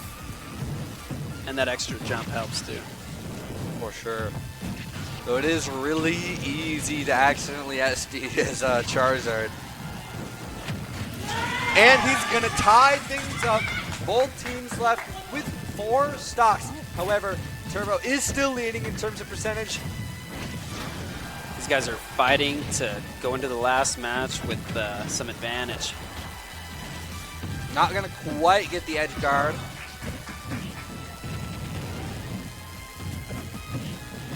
Only a couple more hits from Turbo is going to close it out here. Though Charizard does so much damage that only a couple more hits from him are going to do it. Oh, misses the Flame Blitz. Whiff punish wasn't there. Not quite. Oh, Patui. The spike ball. Such a safe option. Thunder Ridge is still maintaining their lead. 1 stock ahead. 4 stocks to 3. This is close. This is a nail biter. Although this Young Link player is phenomenal. This is true. He anchors for a reason. I'm excited to see how this last 2 matches hopefully are going to go. Can Thunder Ridge pull it off and bring us into a game 3, or is Young Link going to take it all? Oh, man. My money's on Young Link right now. You think so? I think so. His level of play is up and above. I believe in Turbo. I'm a Turbo fan. If he could just take 1 stock here, that'll help a lot. Oh, absolutely. 1 stock going into the final character for Thunder Ridge would mean everything. Both players playing insanely safe. There's a little poison cloud. Good combo there. Patui doing a lot of work for him. Absolutely. Young Link's having trouble dealing with all the zoning tools that Piranha Plant has, surprisingly. Both characters just trying to play safe from distance. Turbo specifically is using height to his advantage, as most of Young Link's stuff is exclusively horizontal. I mean, Boomerang can go vertical a little bit, but not nearly as much as any of Piranha Plant's projectiles. Still, both players just trading blows. Turbo's at kill percentage. Young Link wants it with the up air. Not quite going to do it. Young Link is going to be looking for setups for forward air now. Absolutely. Arrow, bomb, either one of those. Any of his arrows. Nope, there it goes. That's really it. Both teams tied up. Thunder Ridge 3, Idaho Falls 3.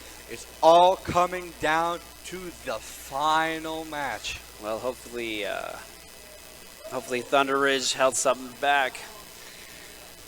They better have a good anchor. I'm going to be honest. I can't quite remember what characters they've been playing. I'm excited to see what they go to Young Link. We're tracking stocks and stages and characters. We got a lot going on. There's a lot of information in these crew battles. But I have a feeling we're going to go in on Me Fighter if I'm remembering correctly. Oh, yeah. We did see one of those. With the Isabel hat. This is true. That's going to be exciting, but I think it's going to be in Young Link's favor here. It's looking like it. He's just such a strong player. It's really hard for anyone to deal with Young Link. DDD. I was wrong. Okay, here we go. This is going to be an interesting match. DDD is not going to die fast. We saw this match in the last round, so maybe things will go a different way. We'll see if there are any adjustments. He's got the inhale reflect, but Young Link is fast enough that it doesn't matter. Yeah, honestly, I think Les Gordo.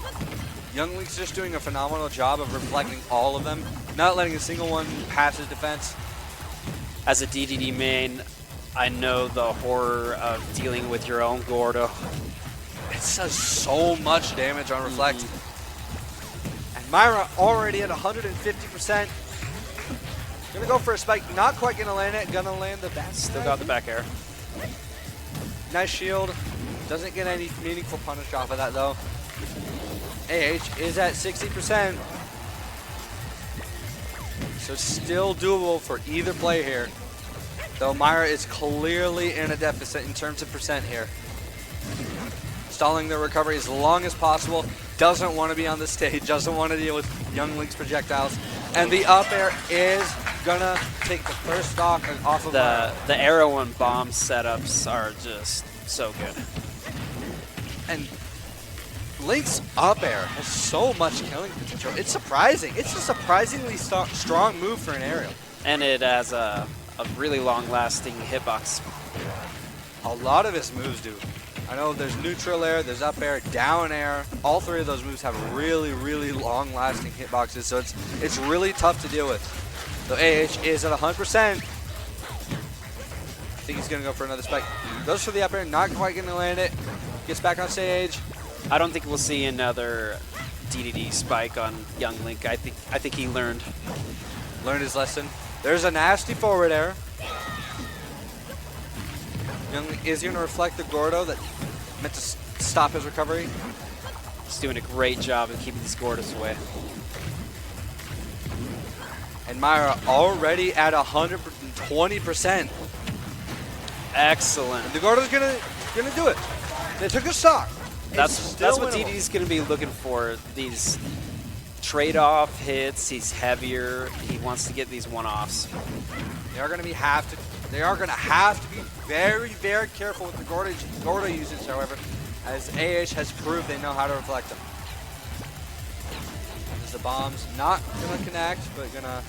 It's pretty tough to ledge guard DDD. AH making it look easy. We are on Thunder Ridge's final stock. Falling into that up B. Goes for a grab, doesn't land it.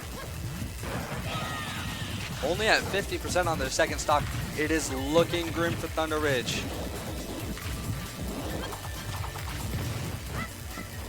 Nice arrows. Smire off stage again. Doesn't quite land the edge guard. The up air is going to connect and gets the Gordo to reflect. Nice boomerang. DD gets the up tilt. Goes for an up air. Doesn't quite land it. Gets a forward throw. Oh, Rocket hammer doesn't quite connect. That move has an intimidation factor to it. Oh, absolutely. Youngly gets hit by the lingering Gordo. Myra goes for an up air, not quite gonna land. Both players at kill percentage, so AH does have another stock in the bank. Goes for the Gordo instead of a spike. Oh, the bomb saving him there. He makes it back! What a recovery! That was an excellent choice, holding on to that bomb. Gonna close it out. Idaho Falls takes the set and the match 2-0 against Thunder Ridge. Congrats to Idaho Falls. A bunch of really, really strong players from that team. Though, I gotta admit, Thunder Ridge had some impressive players of their own.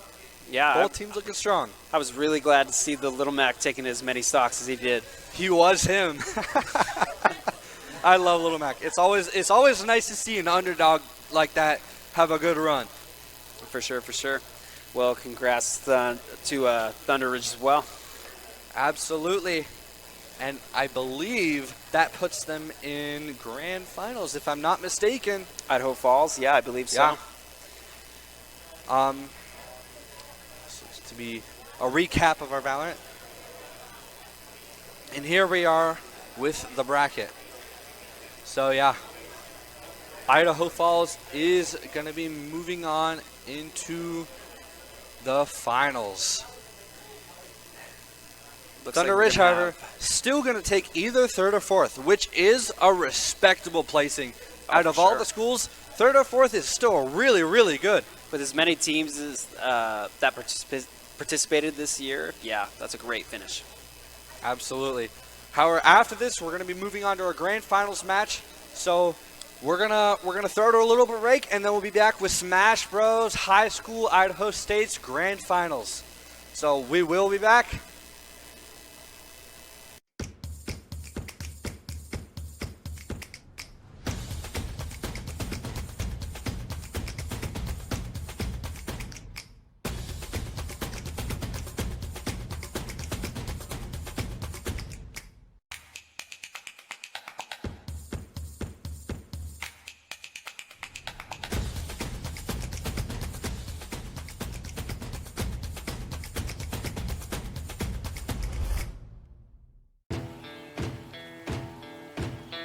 Here in Idaho, we do things a little differently.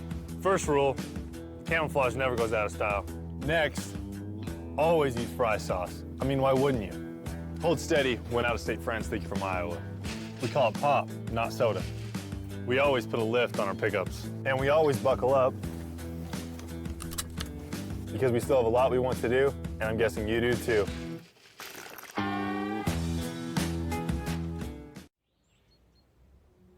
Once there was a traveler whose feet never left the ground. With only his mind as his map and his senses his compass, he raced into the great unknown. Armed only with the speed of legend.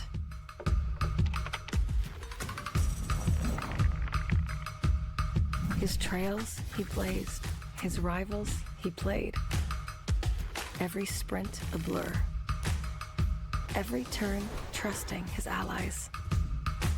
In silence, he raged and waged with quickening, sickening speed. His name, a chant, filling arenas. Because some heroes leave footprints, others, an afterburn. Without conflict, there is no resolution. Without verses, there is no victory. We're going to build bridges and hospitals in a day. We're going to save families from disaster and feed those left in the cold. We invite you to join us. The next greatest generation is now.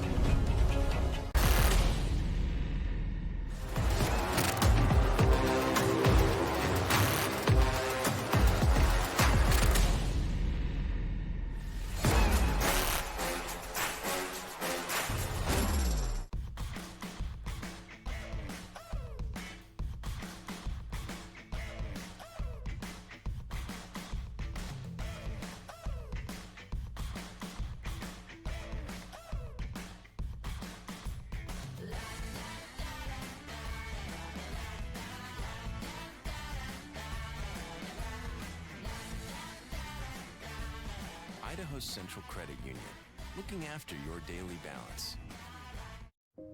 It's the end of a good day's work in Idaho. Time to punch out. Time to check in and catch up. Time to remind ourselves that what we work for isn't a paycheck. It's to make the good things we have even better. So here's to your good day's work. Idaho's Central Credit Union. We believe money is a thing. It's not everything. Best of luck. I'm going to be watching you guys, so I'm super excited to see how the matches go down, and maybe one day I'll be competing against you. So looking forward to it. Good luck. I don't know. I'd say don't get nervous. Understand that everyone's there to do the same thing, and so just doing the best that you can, no matter what that is going to be the best outcome for you. I mean, good luck, obviously. Give it your best, and know that there's always more afterwards. I know sometimes we feel like it's the end-all, be-all. You know, it is win or go home, but I do think that there is more to esports than just the competition itself. I'm most excited about trying to win, trying to do my best, and hopefully get in a top 3 at least this year. Just playing specifically offline is going to be really fun, and I think a lot of the players here are like really friendly, which is nice. So it's going to be pretty fun no matter what happens. I'm excited for playing offline specifically because it's fun to put a face to the player on each team and like meet them in person. I think it's really cool to come together in person like that.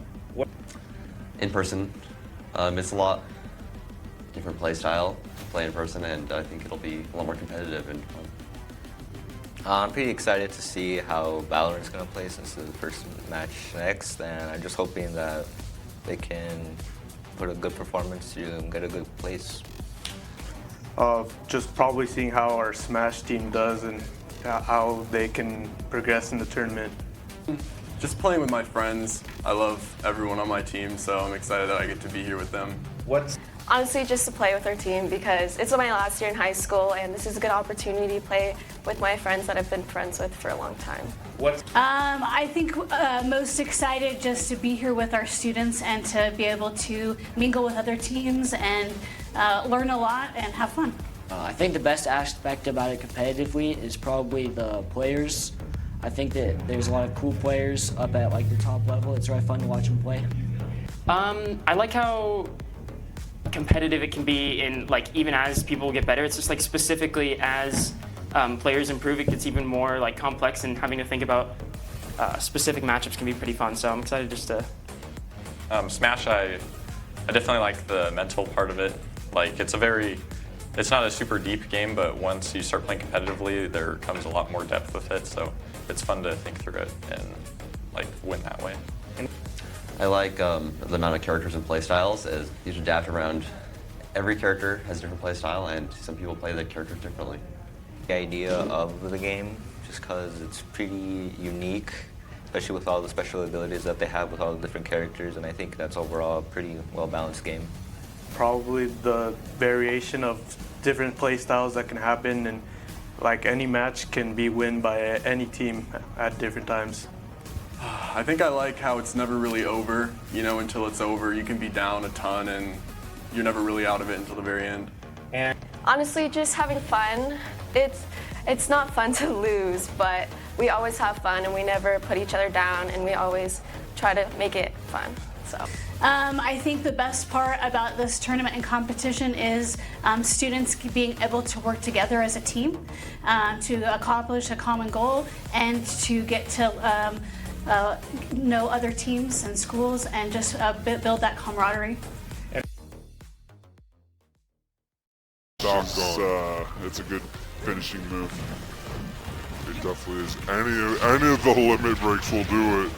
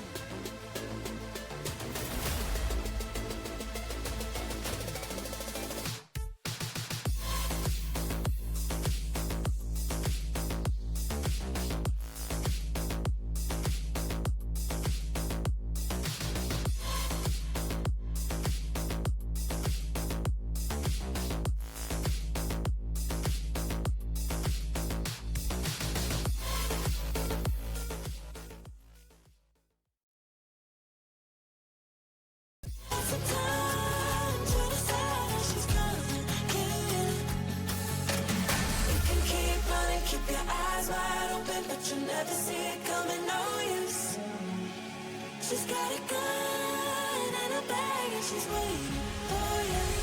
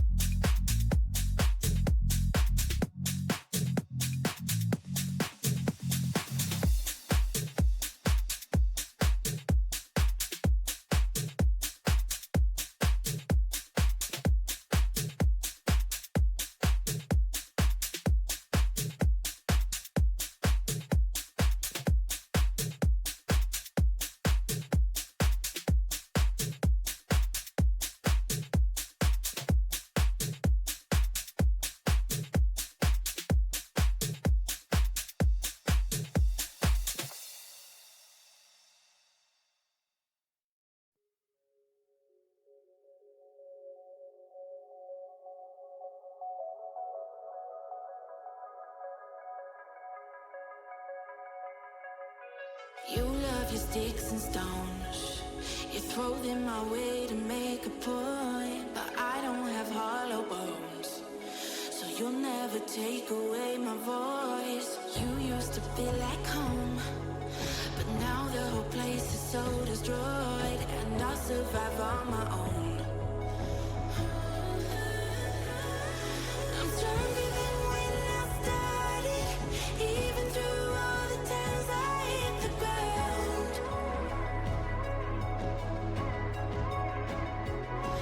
I'm stronger than what you wanted, even through all the times you burned me down. I keep rising from the dust.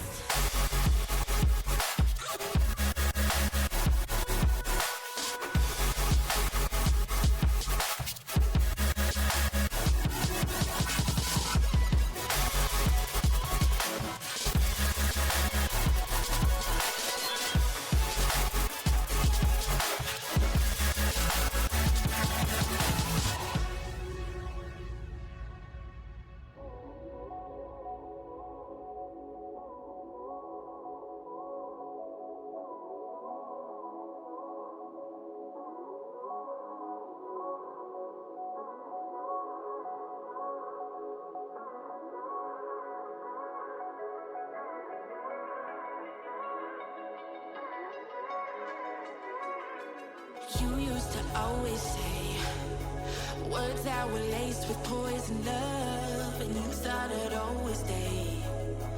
Guess it turns out push came to shove, we'll never be the same. You take the dig, I take the jump, I finally found my way. I'm stronger than when I started, even through all the times I hit the ground.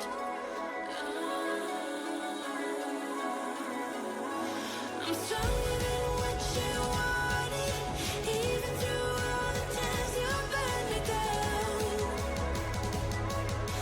I keep rising from the dust.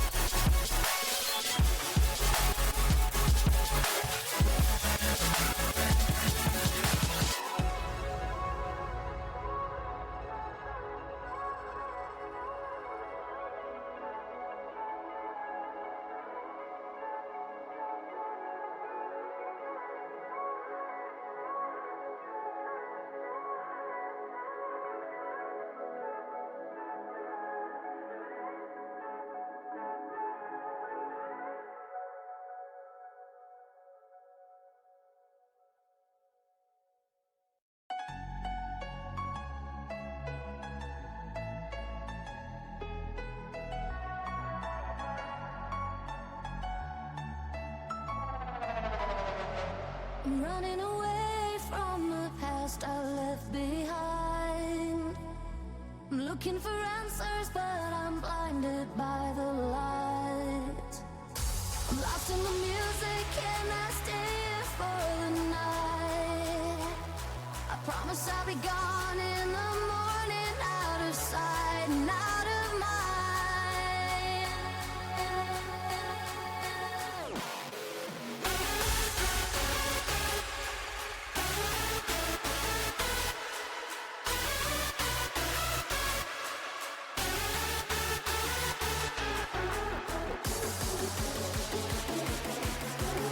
Stop.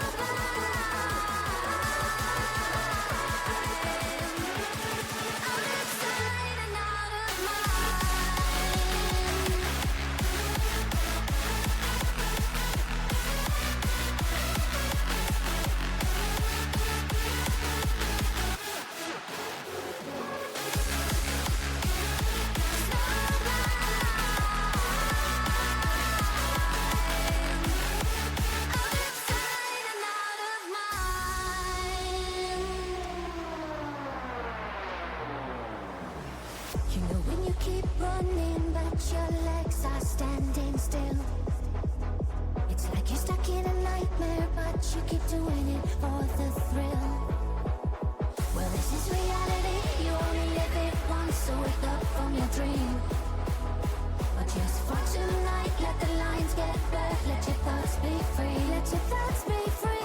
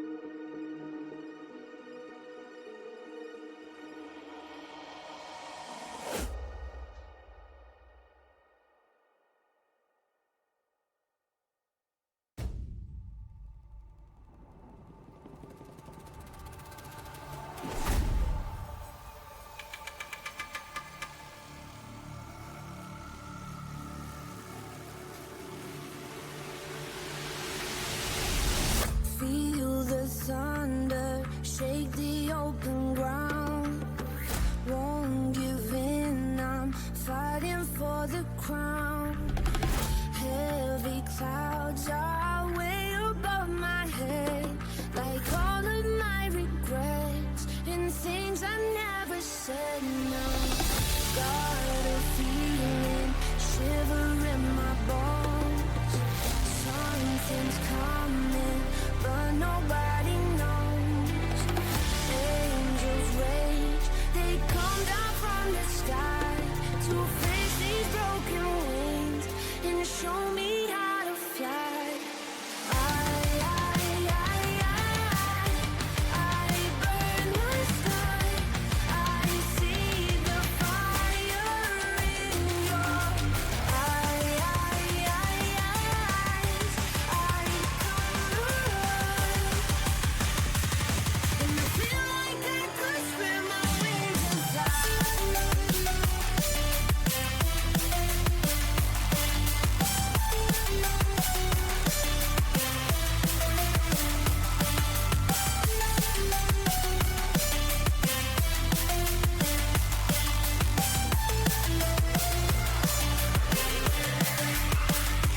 Take it in and breathe the light. Lead me when I lose my sight. Finally we're seeing paradise. There's no need to roll the dice. You're the devil's sacrifice, breaking down the door to steal the throne. Spread my wings and fly. I burn the sky. I see the fire in your eyes.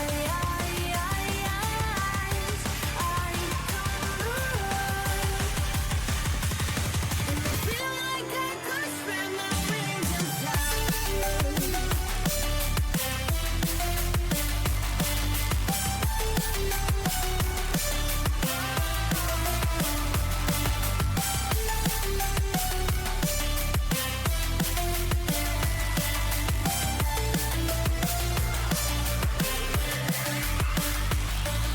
Take it in and galvanize, spread the blaze and purify.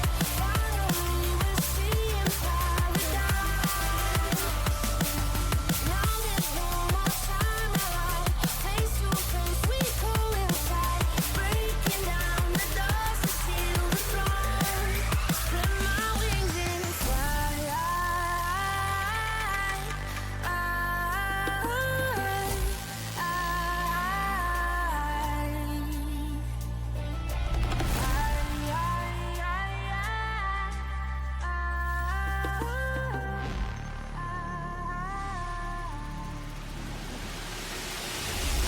Feel the power, now you're by my side.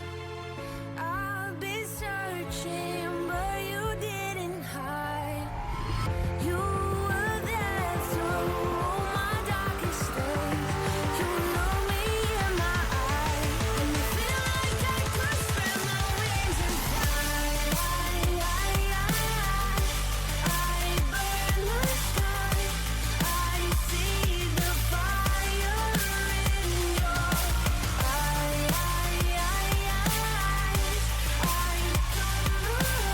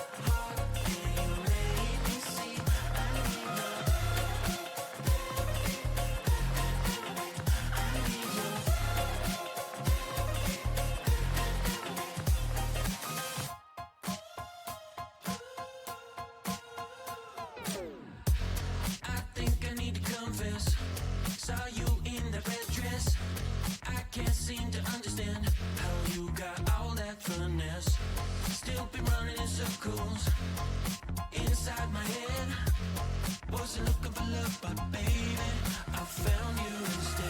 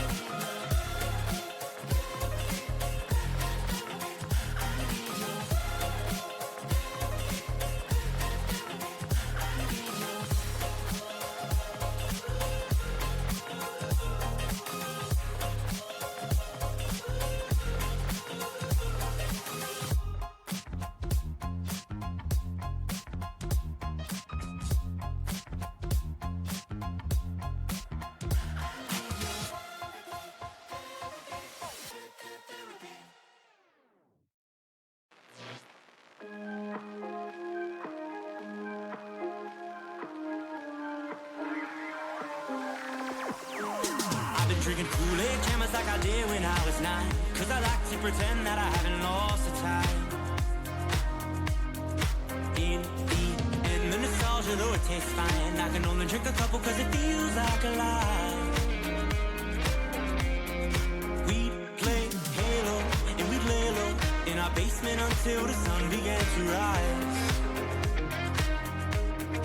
We would go to school but not learn too much, 'cause it's hard to read when you've got tired eyes.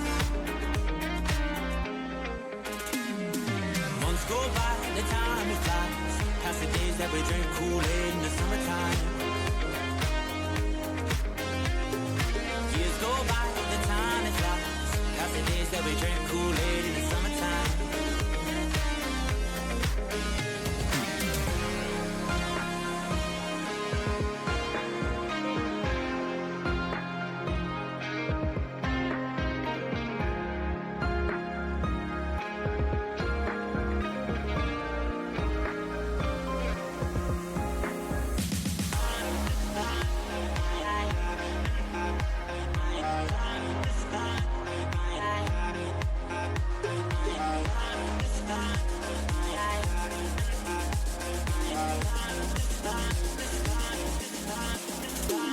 I still got my friends, they've been with me for some time, and it's nice to know that they still by my side.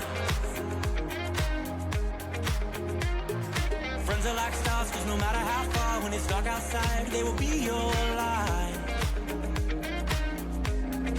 We'd play Halo and we'd lay low in our basement until the sun began to rise. We would go to school but not learn too much, 'cause it's hard to read when you've got tired eyes. Months go by, the time it flies, past the days that we drank Kool-Aid in the summertime. Years go by, the time it flies, past the days that we drank Kool-Aid in the summertime.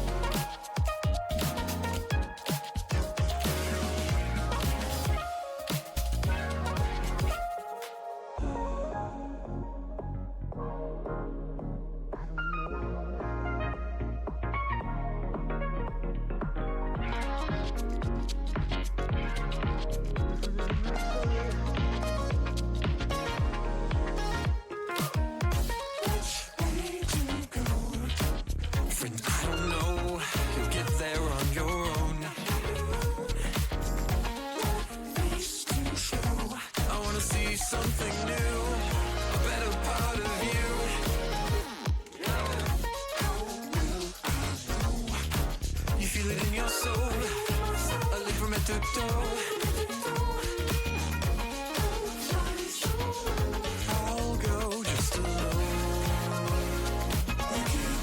Scratching my mind. I gotta keep asking why. Stop telling me all the time everything will be fine. I can't stop scratching my mind. I don't know.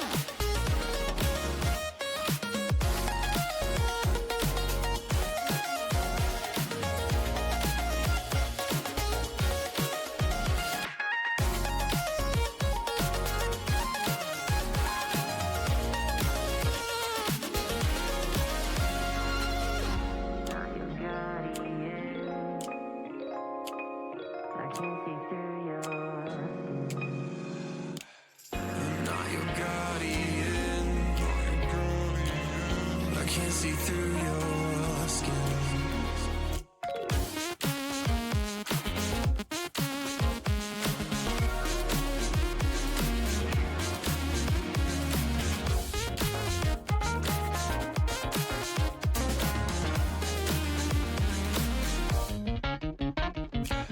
I'm not your guardian.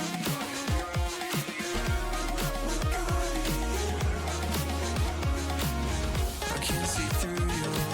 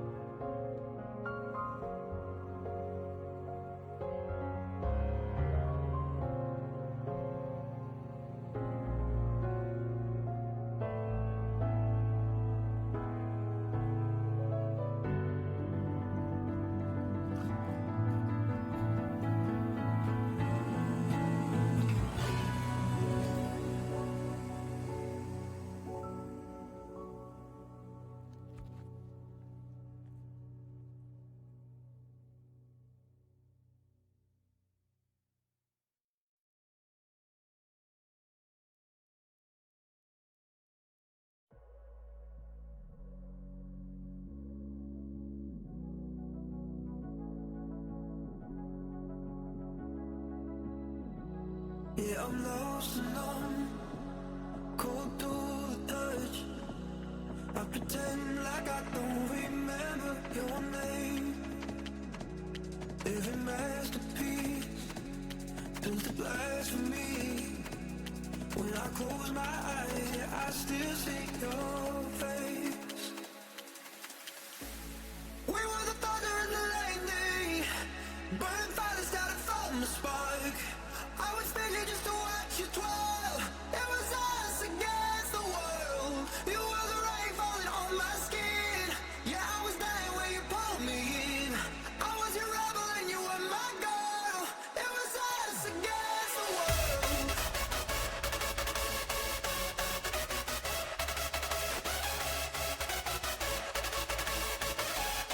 It was us against the world.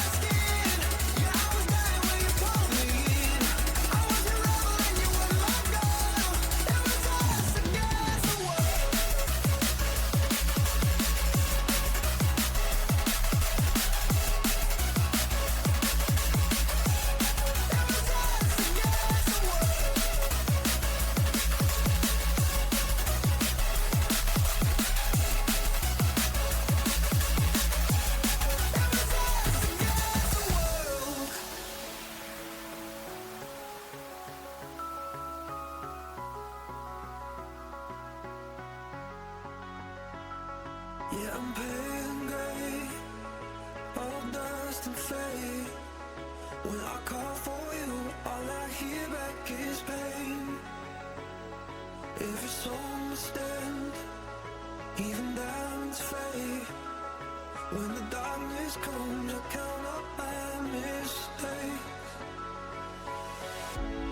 We were the thunder and the lightning, burning fire that started from the spark. I would spend it just to watch you twirl. It was us against the world. You were the rain falling on my skin. Yeah, I was dying when you pulled me in. I was your rebel and you were my girl. It was us against the world.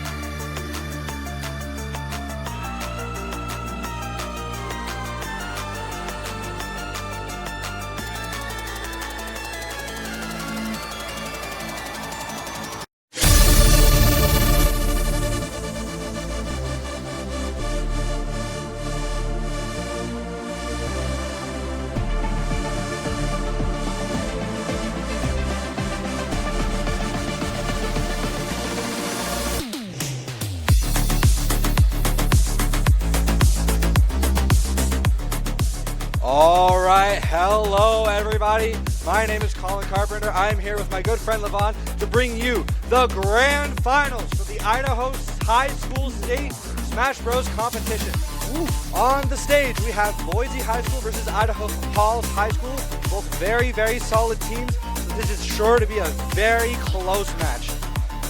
Levon, going off of what we've seen previously in this tournament today, what do you think is going to be the deciding factor to decide this match?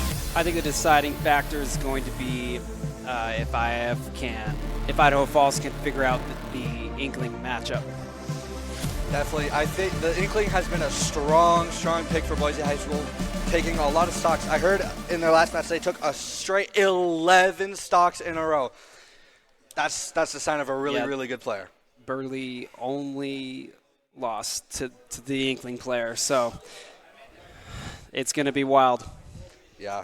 So are we feeling that the general strategy is put out all our other players and then save the Inkling for last, or that seems to be their strategy so far. All right. And what do you think in terms of stage picks we're going to be seeing? I don't know. I don't think it's going to make too big of a difference here. Is understandable. I think we're probably going to see something with a generally smaller blast zone, just because both teams love playing characters that kill off the top of the stage, so they want to get that as early as possible just to get a nice stock lead. But we will see how it goes. Both of our teams are getting set up right now. I personally can't wait to see how these matches go. It's going to be a nail biter. I think so. I hope we get to a game 3. That would be awesome to see. I don't believe we've seen one of those, at least on stream yet. It's been a fairly consistent stream as 2-0s. Mm-hmm. So this is definitely going to be a very exciting match. Hopefully we see some interesting character picks. And here we have Doc's keys to the game. In state championships, set your play style. Never underestimate your opponents. If it's not working, change it. And most importantly, have fun. Doc's keys to the game are brought to us by Drop-In Gaming. Drop-In Gaming is the premier online platform for gamers who seek competition.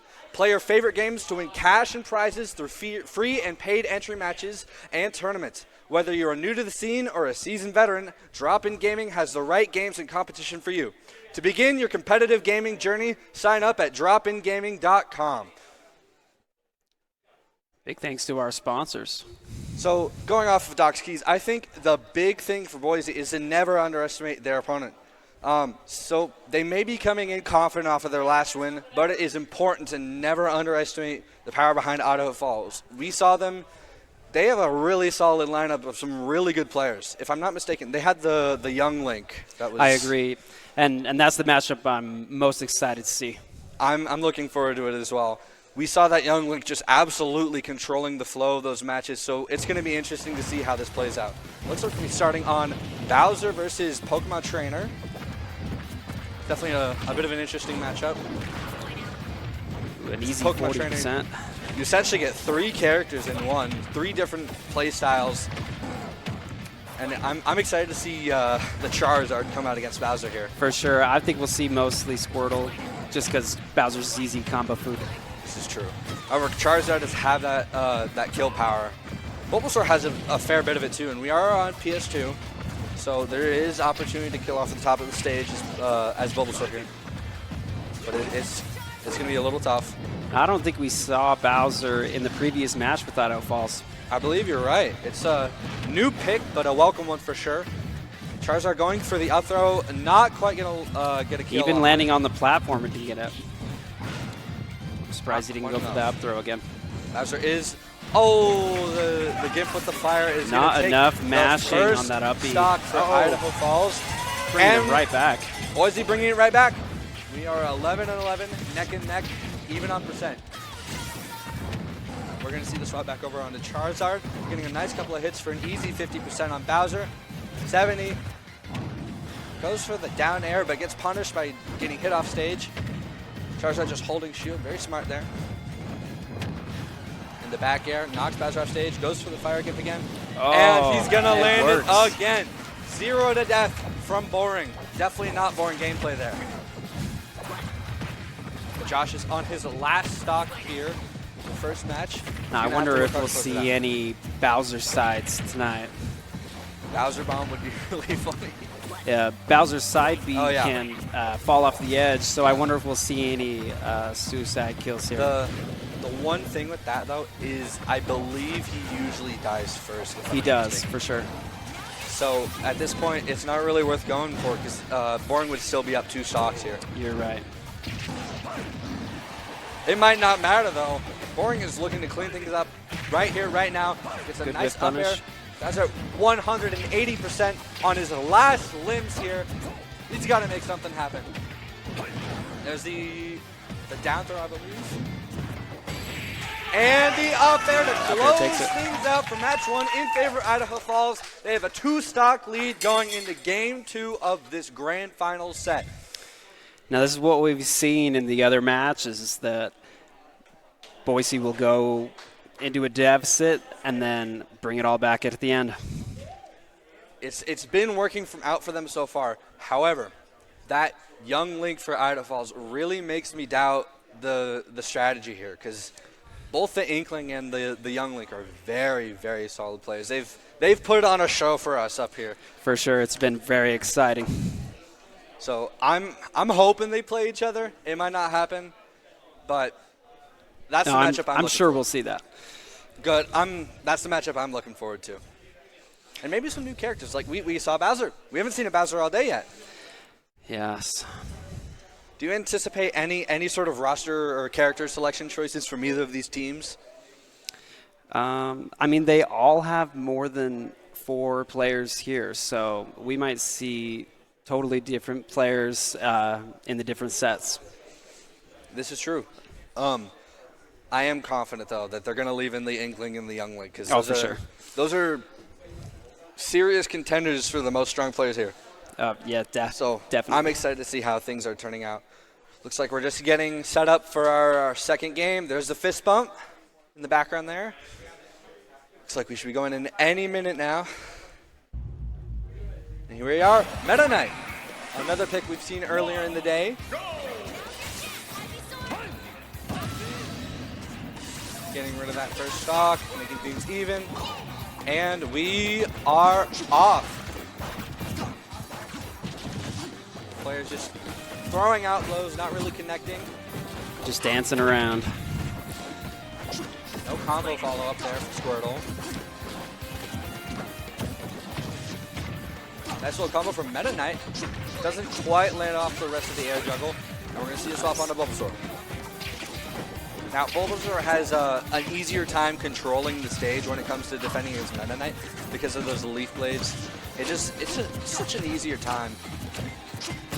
As long as you can keep Meta Knight out. He is a little hard to hit with his smaller hurt box, but For sure, and he's very fast in the air. He's one of the faster characters in the game, if I'm not mistaken.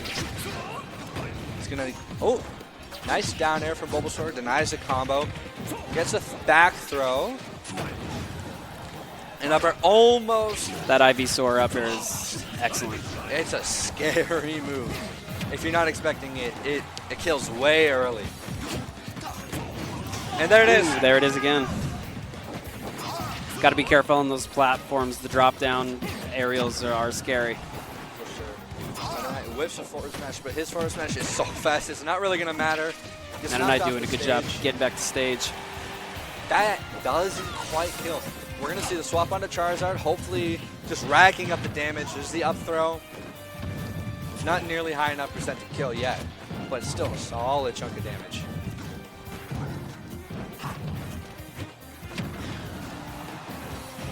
Nice hit from Meta Knight. Not going to land the up air. Almost. Not quite there.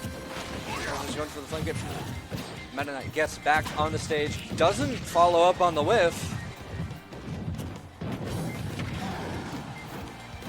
Knock Charizard up in the air. Doesn't quite follow up. Whiffs a side See if he beat. gets that whip punish. There we go. Nice Up smash out of Charizard there. shield. Both players are nearing the kill percent. And there's the forward air from Charizard to take stock number 5 away from Boise.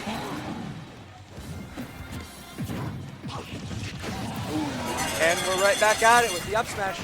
Second stock taken away from Idaho Falls. Both players are at 0% once again. Meta Knight is going to have to work hard and take at least another stock or two if he wants to leave his team looking good for the next couple of games. Almost finished him off with that up air, up B combo. It's close. Nice smash attacks from the Bulbasaur. Doesn't quite land the back air. Great usage of that lead plate, just kind of forcing Meta Knight to slow down. Get off me. Nice get off me tool. And we're right back on Charizard. Meta Knight is at 100%, so he's definitely killable for Charizard here. And the Flameless is gonna close it out. 6 stocks taken away from Boise. Only 2 taken from Idaho Falls. However, we still do have arguably the best players left on Boise's roster, so they've done it before. They can definitely do it again. I've heard the tales of their inklings. It's going to be interesting for sure. I'm interested to see when the Youngling comes out. I have a feeling it's probably going to be on the tail end. They're definitely saving him to deal with that inkling. For sure. I believe these two teams have fought before. Am I wrong? No, no, not they can't bracket, have. They can't have. My mistake. Maybe in districts or something. They've definitely been scouting, though. Mm-hmm. I think all the teams have been peering over shoulders today. Yeah. Everybody wants the edge. It's easy to get caught up in the hype. Smash For is sure. Such a fun spectative sport. Oh, yeah, with so many characters, and it's just so great to have all these athletes out here. It's got the right amount of chaos where it's easy to understand, and it's still so much fun to watch, and you're always seeing something new. For no sure. 2 matches ever go the same. No, unless not, it's a Steve not Ditto. even close. Unless it's a Steve Ditto or a Sonic match. Those we don't talk about those. So I'm so glad Steve's in. But going into our next match, we're going to see the Byleth, the return of the Byleth, again against the Pokemon trainer, who has taken 6 stocks already. Uh-oh. Forgot to ask Steve there. Doesn't do any damage though, so it's okay.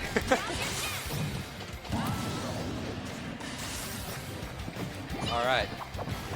Match number 3 of set number 1 of our grand finals. We are off. Nice combo for an easy 50% from Squirtle there. Doesn't quite get the edge guard. Swap is going to get him out of that combo. Seems like he's quick to swap off Squirtle. I mean, he's been racking up the damage, and just like that, stock number 7 for Boring. Definitely keeping things exciting here.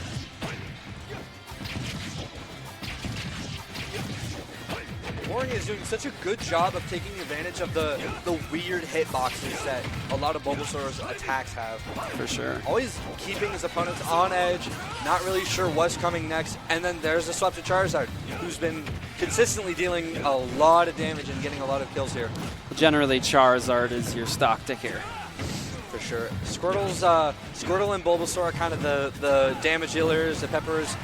Bulbasaur has a decent amount of killing power. But Charizard is where things get rolling through the fire breath there.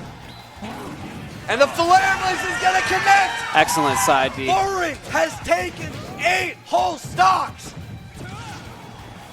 What a match! This is looking like a parallel of the Burley match. They do have that Young Link in their back pocket, though, so it's always winnable. It is looking good for Idaho Falls. 10 stocks left in the bank. Oh. Gets back Excellent up. recovery. Not quite going to be powerful enough to kill. Not going to get the edge guard. Missing that Nice back air. grab. again going for that flame gimp. Not going to work against Violet, though. Air dodge Nice to the up dodge, there. nice dodge. Oh, grabbing some shield. Up throw. And Wow. it's going to kill. There we go. Has taken 9 stocks. Match 1 of our grand finals. This is insane. This is wild.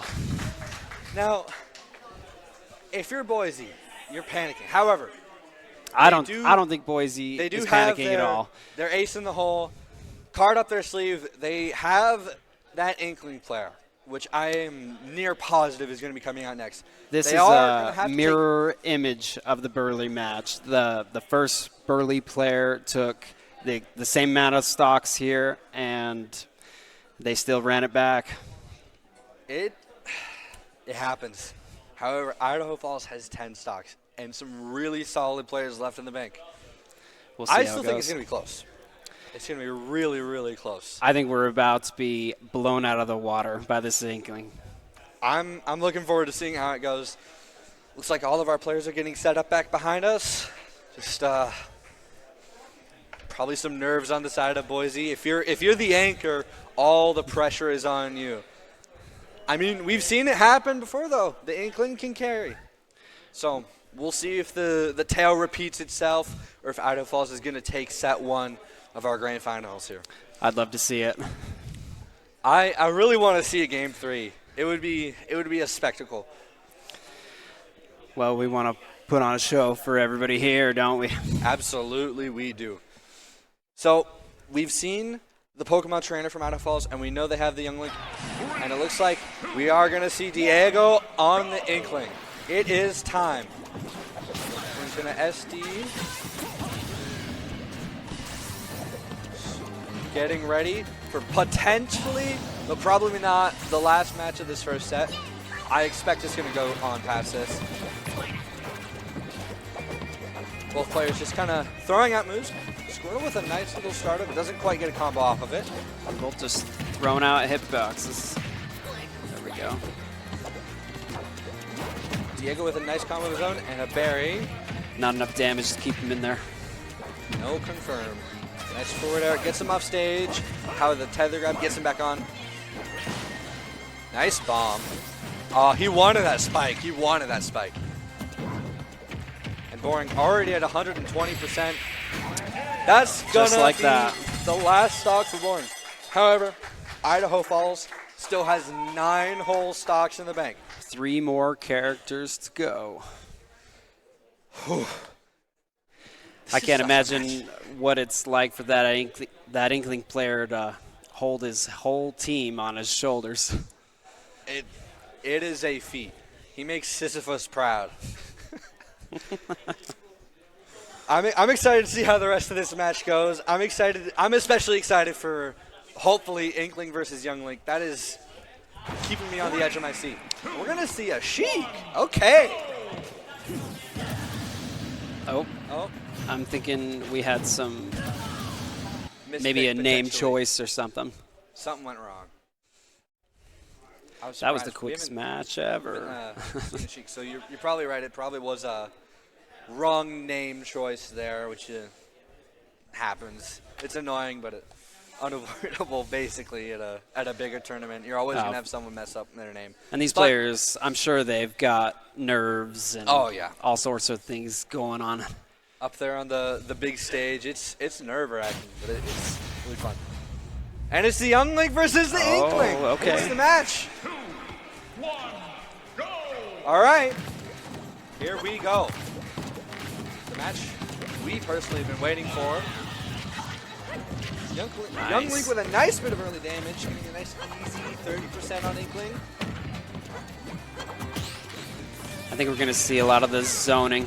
Oh, absolutely. However, Diego's found his way in the and triple takes back the air. first stock off of Makar, leaving Idaho Falls with 8 stocks left in the bank. Nice up B into up air confirm. Nice grab. He's going to go for the edge guard with the bomb, not going to land it. That's right, he's landing his projectiles. That's what he wants. He wants to keep Diego away and rack up the damage with the fire and the boomerang and the bomb. Rack it up, and then he's going to be searching for bomb arrow and boomerang setups to forward air. And up air. Up air is a really, really good move right now. Wow, one And the up stock down. All right, he's taking the first stock off of Diego. 2 left for Boise. And Idaho Falls still sitting with 8 stocks. Young lifts those. 111%. Both players tied up in terms of stocks. Diego has a massive percentage lead. Not going to quite land the smash attack. Card doing a great job. Missing that up, but B was a big deal. But he lives those. He lives those. Times his get up from the bomb, and the up air is going to take it. Idaho Falls, 7 stocks remaining. Now, if you're Makar right now, you need to take at least 1 more stock off of this Inkling to have a confident shot at winning this first match. It's doable. It's going to be tough. However, Diego is at a solid 90%, so a couple more strong moves from Link are going to kill. He's doing a great job keeping him from center. And the precision of those up airs has just been beautiful this match. And the down air is going to take the second to last stock away from Boise. This is such a close match between these 2 amazing players. And Idaho Falls still has 2 more players remaining. They're looking like they might take this. I want to see it. The up smash not quite going to kill. Oh, missing the berry. Dodges the side read.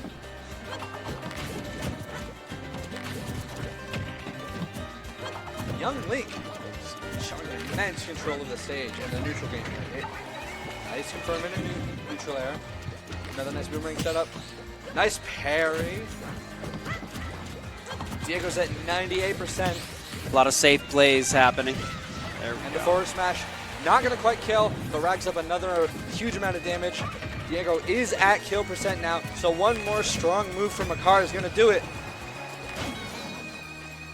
Almost lands a fire arrow on that one. Forward tilt. Into the bomb. Oh, missed his chance there. The back throw. Wants to Looking spike. for back air to finish, but up B. And the up B is going to close it out. Idaho Falls takes game 1, set 1 of our grand final. Wow. I'm impressed. I'm defying impressed. my expectations here. I'm impressed. I knew that Young Link versus the Inkling was going to be a matchup. They both showed up. They put on a show. Idaho Falls comes out victorious in game 1 of our grand finals. What a match. I'm surprised they didn't wait on that Young Link.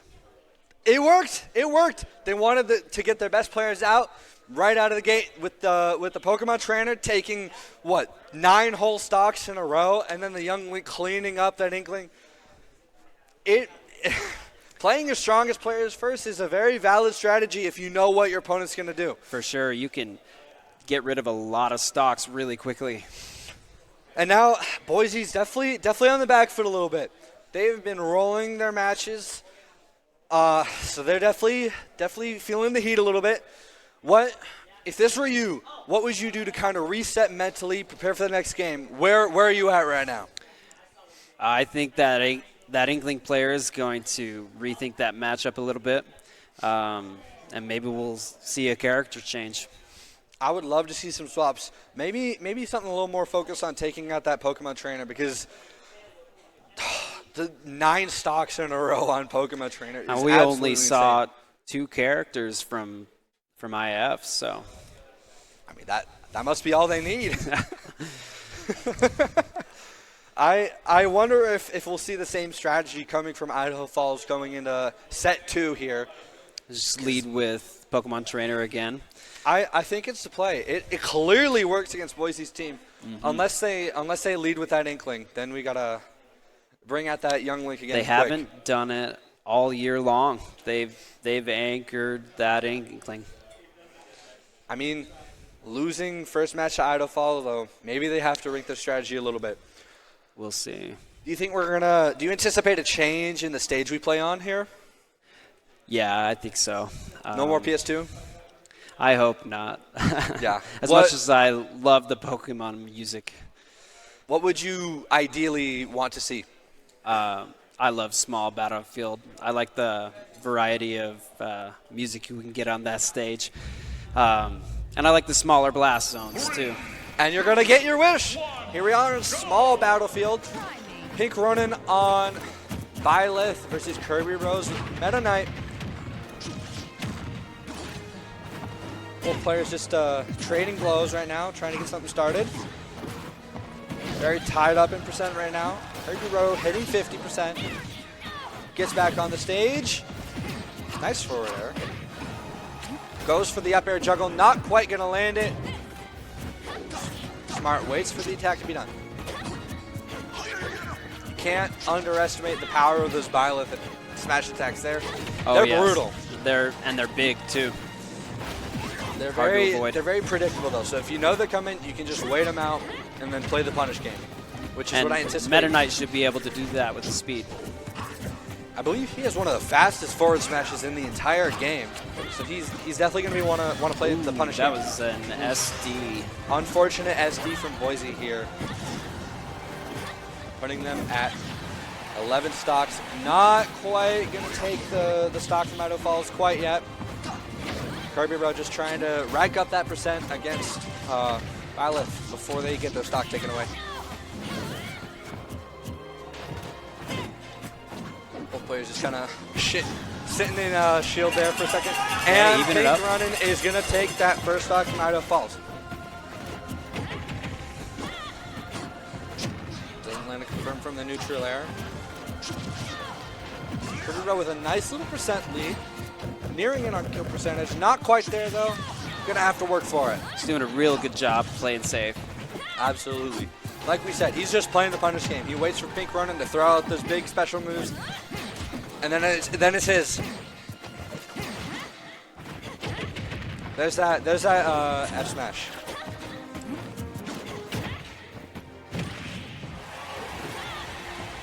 Big hit from Pink Ronin. Not gonna be able to follow up on it though. Kirby Row goes for a dash attack and then a forward air. Goes for the edge guard, doesn't quite land it. It's a risky play. We saw a couple of SDs in the last game for Meta Knight trying that. You really gotta perfect your distance. It's a scary punish, but it can work. Pink Ronin sitting at 120%. Oh, Ooh, doesn't misses the land final the hit. last hit on. That would have killed there. Pink Ronin gets an up tilt. And Dash the attack dash to take it. attack is going to take a second stock off of Idaho Falls here. Kirby Row's got to tie things up fast. And there it is. Both teams down 2 stocks. Pretty even on percentages here. Whoever gets this last stock is going to have a nice lead going into game 2 of this second set. Doesn't get a throw off. Good mashing. Pink Ronin with a nice percent lead. And that hits! And that is going to do it for match 1. Pink Ronin comes out on top for Boise High. Idaho Falls with 9 stocks left in the bank. So we are definitely going to see more than 2 players from this team now. You got to watch those Byleth smash attacks they hit below stage. They're giant. And they catch your jump. If you jump, you just got to wait them out, really, and hope for the best. You can roll on stage, but it's risky if they anticipate it. Yeah, you're always looking for the reads, but wow. Very close first game. I'm excited to see what Idaho Falls has in store with the rest of their character picks. Mm-hmm. Oh, let's see.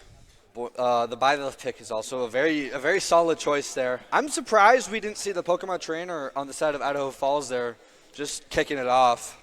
No, maybe they're changing up their starter. Just get some more players some play time on the big stage. I think everybody's playing to win here. For sure. That's what you got to do. It's grand finals for a reason. We are here to win it. The culmination of everything everyone has learned throughout the season, right here, right now. Winner takes all. Everybody wants to take home gold. Though, I got to admit, The other two colored trophies are pretty neat. The third place red trophy looks very dope. It's awesome. It would be pretty neat to take home one of those. Everyone wants gold, but the red is it looks cooler in my opinion. It's a nice trophy. Shout out to Bishop Kelly for making those trophies. Yeah, thanks for donating them, I believe. Yeah, looks like we're just getting set up for our next game here between Boise and Idaho Falls in our grand finals match. And here we go. Violet versus Joker. Okay. New character pick. Haven't seen him all day. I like it. This matchup will be interesting. Joker's fast. He's a good combo character. He also has some decent zoning tools too, like his neutral special gun. And we'll be watching for the timing on Arsene. Yeah. Arsene is very. Once Joker gets Arsene, it's basically a waiting game for Violet here. It's there it is already. The frog is at 90% and Pink Ronin is at only 1. Oh, and almost gets to close out on that sock. Oh, misses the edge guard there.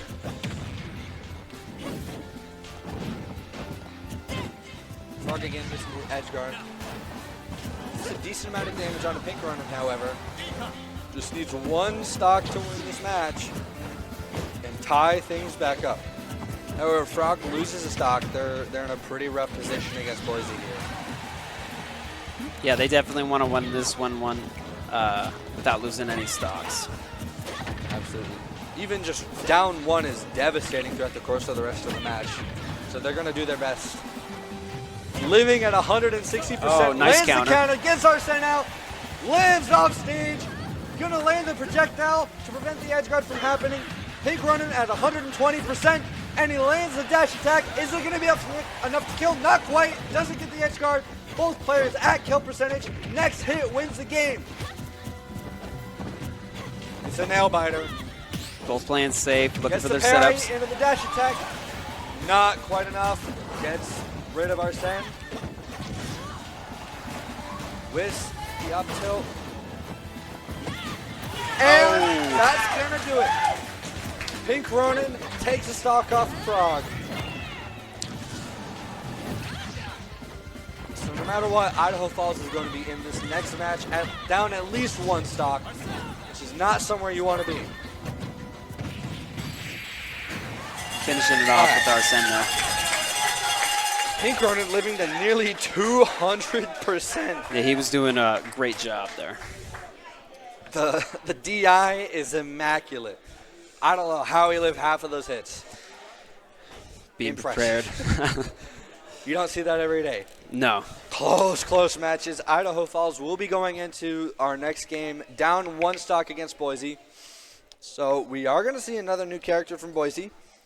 Do you anticipate any character swaps from them, or do you think we're going to see what we've seen already from them? No, I think we'll see a couple new characters. Any predictions? No, I can't remember what they played last game, so I'm still got my fingers crossed on back to the Pokemon Trainer. There it is.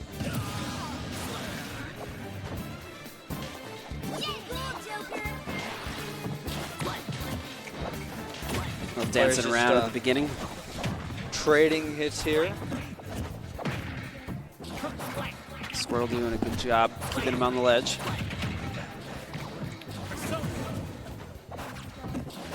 Has a nice percent lead already, though. Arsene is out. Squirtle just doesn't care. Not playing the avoid game. He's going for that edge guard. Wow. The triple water gun. That was tough. Arsene actually hurt him there. He would have tethered if he wasn't in Arsene. Very smart plays from Boring, however.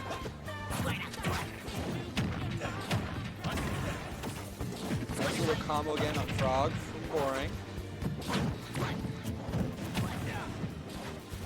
All plays even if and we're going to see the swap onto the Bulbasaur and the up air. Ooh, the up B, not killing quite. Oh, how is Faraga alive? And the up air is going to do it.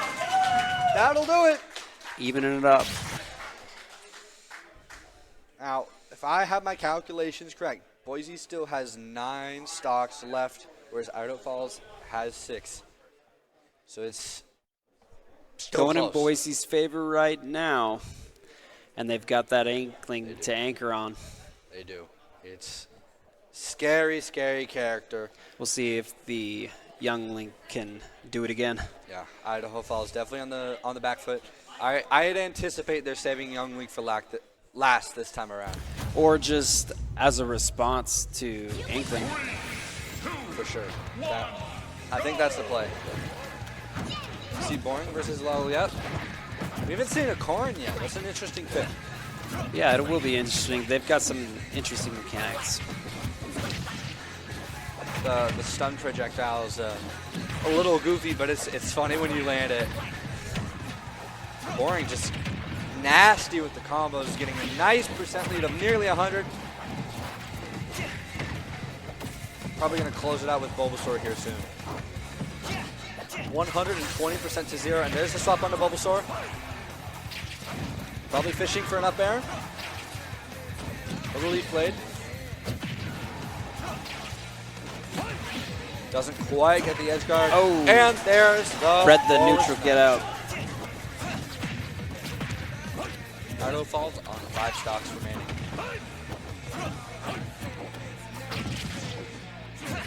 Boring only took, I don't think he took any percent during that entire first stock interaction. Absolutely insane gameplay there. Wow, he's doing a great job here. Great spacing. Definitely. Really good at getting him on the platforms with that up air. And the the down air spike. Oh, that's going to close out the second stock. Both players just trading blows again.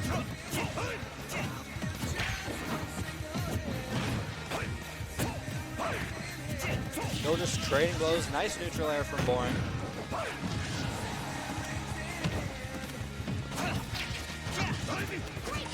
Boring reaching in at 80%. Finally switching to Charizard. Wants that last stock off of Liliet.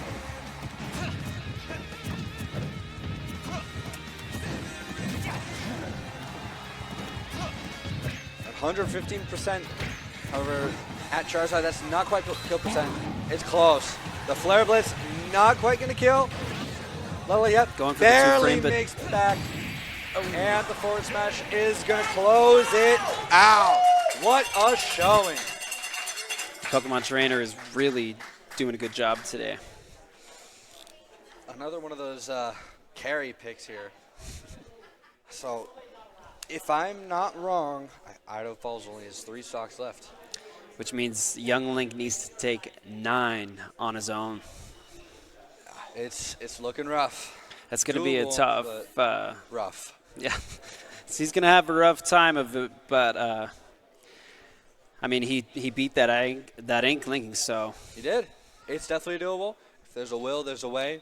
Anything can happen in grand finals. This is the time, the place to make anything happen. The reverse 9-0. It would be something to see. I want to see it. I'm cheering for it. I'm rooting for it. Am I expecting it to happen? Maybe not. But either way, it's been an amazing game so far, and I'm excited to see what we have left in store for us. For sure. This is almost a mirror of the last match. Yeah. Boise went in with 9 stocks to their 3 on the last one. It's definitely interesting to watch happen. Looks like our players are just getting set up for what could potentially be the final match of tonight. Well, not tonight. The final match of this set. We got a last match to go. I'm looking forward to it. 3, 2, 1, go! I think we might got the teams backwards. Oh, It looks like Boise has 3 stocks and Idaho Falls has 9. Because I remember Diego is the Boise player. Yes. So I've been getting everything backwards. Idaho Falls is up 9. So it's There a we go. reflection of what happened last match. Same stuff. Boring Ooh, at this is that up smash. 140%, somehow alive. Diego at 0%. Boring just really needs to take 1 stock here. If every player can take 1 stock off of Diego here, it is looking good for Idaho Falls. They have stocks to spend. They sure do, but Inkling hasn't even taken damage. Oh, there we go. A measly 5%.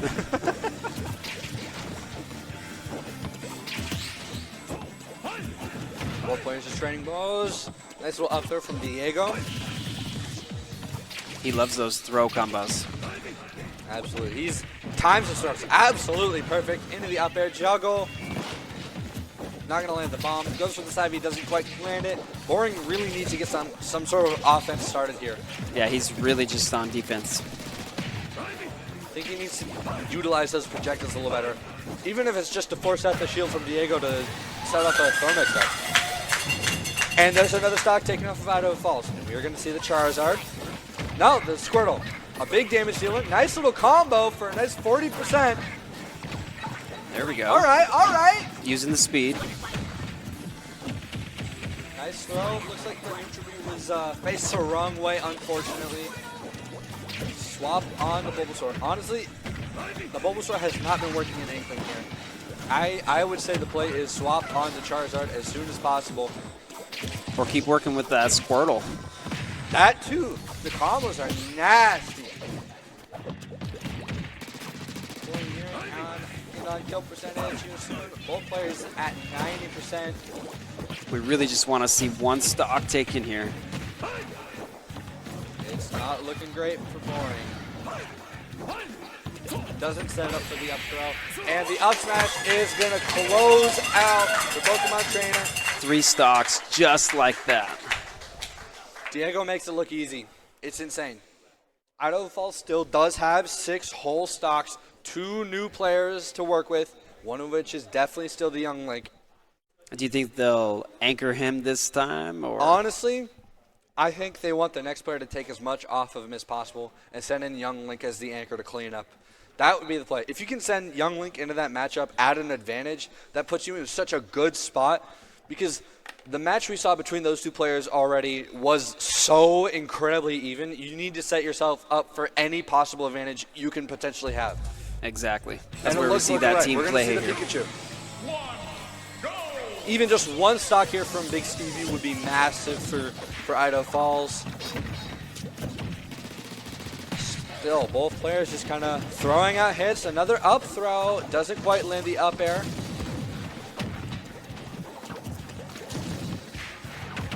Nice little juggle combo from Big There we go. Stevie. Pikachu's got a lot of speed to work with. Nice air dodge. Goes for the F smash. Doesn't quite land it. Staying Gets safe thrown. with T-Jolt. There's that up throw. Quick into attack. Oh. There it is. Diego already at 40%, so it's looking better than our last match. This is going to be close.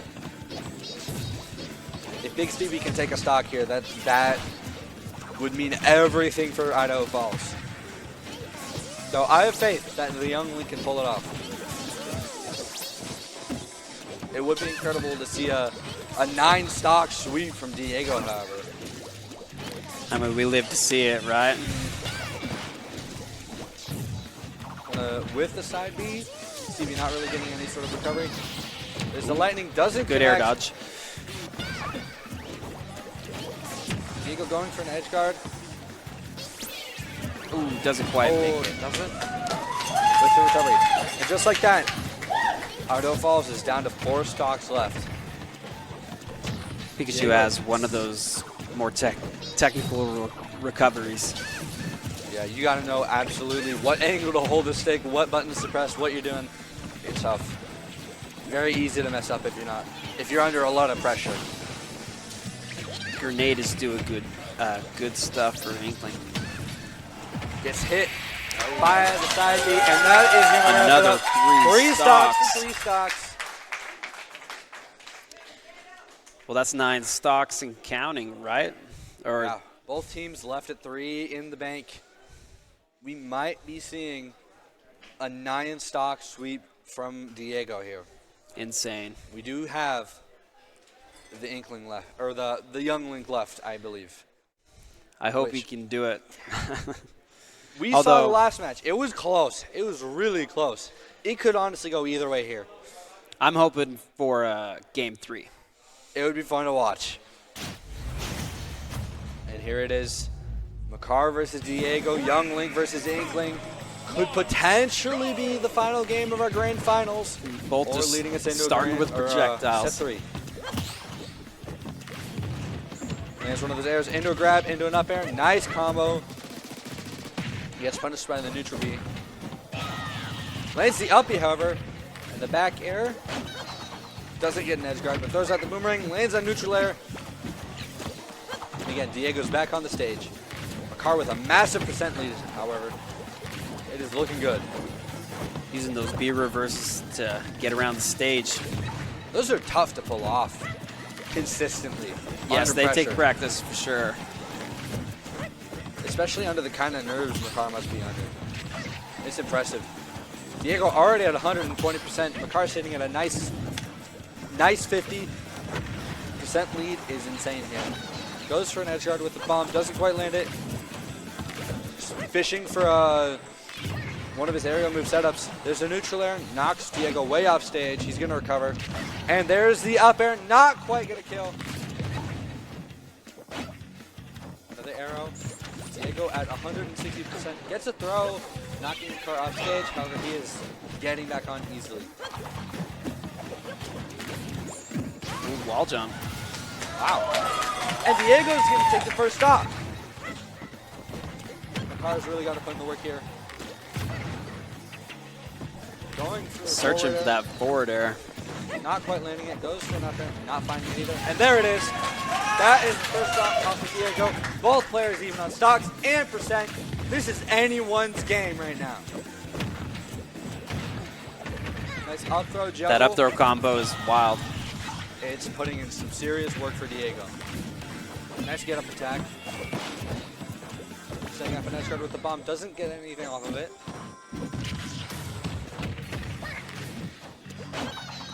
Down air into the back. He's even to back out. Double bombs. Looks like that fire arrow went the wrong way. This is such a neck and neck match. It is so close. Both players at essentially the same percent. Not only landing a nice neutral air. Get off me, Diego.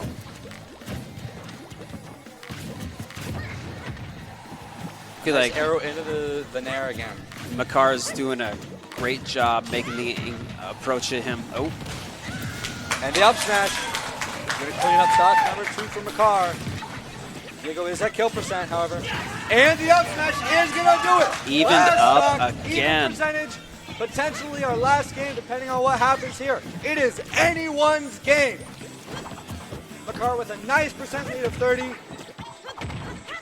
Ooh, the combos are insane. Makar's making such a good use of these projectiles. Falling up air is great.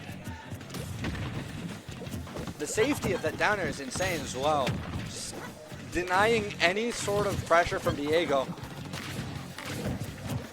Doing a good job of avoiding those grabs. Gets knocked off the stage. Oh! Doesn't go for an edge guard. Gets Is this the stuck stock? in the ground. Nope. Diego going for a combo. Link goes for an up smash, not gonna connect. Goes for a grab, doesn't land it. Gets barely back on the stage. Fishing for those fire arrows. Into the forward air, not quite gonna kill. Both players at kill percent. We are It is a neck and neck. match point Anyone's here. game. Goes for the That up air, was doesn't quite some land it. intense shielding. Goes and the up air, not Another quite one of those enough to might kill. do it. Blocking the fire arrows, doing such a great job. He gets buried, Oh! That is going to close it up for Diego. We are going to a game 3. This is what we wanted to see. That was Such a tight. Close game. What a match. What a set. And we're going to game 3 of our grand finals for Smash Bros. For the Idaho State High School Championships. What a night. This is wild. Unbelievable. Despite everything that Idaho Falls is doing to get an advantage at the end, it's not working out. What it comes down to is taking the stock off of that Inkling early. Boise has been consistently anchoring with that player, and Idaho Falls has been making short work of the rest of the team, but they struggle when it comes to taking stocks off of that Inkling, which is what they need to get a grip on if they want to take this. Boise now is looking very good for taking the entire thing. It looks to me like they have Idaho Falls figure out. The Inkling is dealing with the zoning ability of Young Link so much better this last game. I can't wait to see what happens. That was a tight match. Such last stock, even on percent. You couldn't ask for a closer match. Not at all. I thought it was over. Going into game 3. Do we anticipate any character changes to potentially deal with taking the stock off that Inkling early? Or I don't know. I don't think we're going to see too many changes. I think both teams are already doing everything they can. Yeah, I mean, you got to play what you know, and if you're not comfortable with anything else, you got to stick with it. I mean, what Idaho Falls is doing is working until Inkling. Diego is such a strong player, but the Young Link putting in the work, keeping it going to the very end. This is going to be a nail biter again.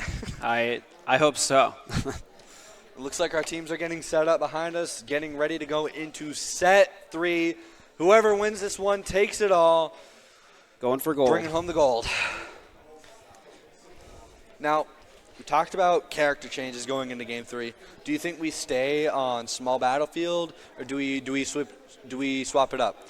I think we'll end up on one of the Animal Crossing stages, Smashville, Town and City. Yeah. Interesting stages. It's a really funny thing that could happen on them. I think it's Smashville is the moving platforms. If you get knocked out or fall asleep or don't get up fast enough, you're gone. A couple more shenanigans for sure. Looking forward to it, though. I would love to see a change in scenery. We've seen a lot of PS2, a lot of small battlefield, not a whole lot of anything else. So anything else is going to be nice. Smash players have their favorites.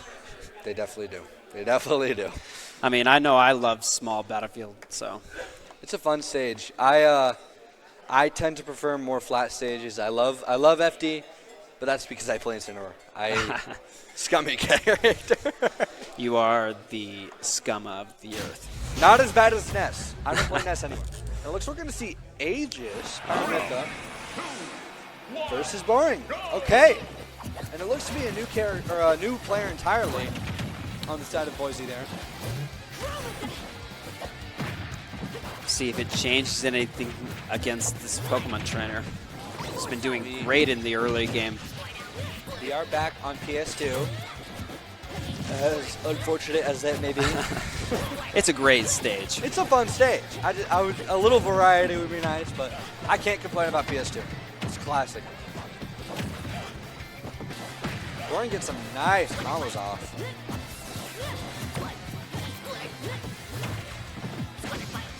Again, the Boring's combo game for this entire set has just immaculate. He's been doing a good job stringing them together. For certain. Leukemia already at 120%. And the spike from Boring! What a spike! The Myth or side B. That's got to be devastating for Leukemia. Another nice combo from Boring. Nice and easy, 60%. The switch to Pirate there. Kimi wants to take a stock. I think so. See if 60% is enough. The down throw into the... And that's going to close out. Stock number 2 for Boise. Boring is looking good to sweep. Good air dodge, get back to stage. Boise. That, up air, another that up falling air, up air is good. Oh! And that's stock 3! A nice clean 3-0. Game 1, set 3, grand finals from Boring. I think we're going to see a lot more of that platform play there with the Ivysaur. Absolutely. It has been working out. It's insane how good Boring is making use of those platforms. It's beautiful to watch. And his combo game early in every match, a consistent 40, 50%. It is disgusting. Doesn't even need to pull out the Incineroar. Just cleaning You up mean with the the Ivysaur. Charizard. Or the Charizard. I get them mixed Different up. fire Pokemon. I can't keep track of all of them. I've been calling him Bulbasaur this entire time. It's Ivysaur. Ivysaur. Squirtle, Ivysaur, Charizard. I'll keep it straight in a second. And we're going to see Kirby Bro in the meta net again. Potentially more combo food for Boring. There it is again. There's a consistent nice 50%. 40%. And just like that, Meta Knight is halfway to 100. Falling into that. She's just bring out the Ivysaur. Gets caught by the jab again. Needs to learn some SDI, I think. It's going the wrong way. That Wow. up B is Wow. sneaky. That's going to close out Kirby Bro's first stock. Again, just getting a nice early 40% again. His combo game is flawless. His Elite Blade hits him through the stage. Not going to kill though. We like sharking moves like that. My favorite's got to be Sephiroth's charged up B. DDD up air. That too, that one's funny. Boring looking to clean up this second stock from Kirby Bro. Oh! Is going to die to the Excellent up. read. And that is Boring's first stock gone. Boise sitting with 8 stocks left in the bank, whereas Idaho Falls has 11. Idaho Falls, very solid position.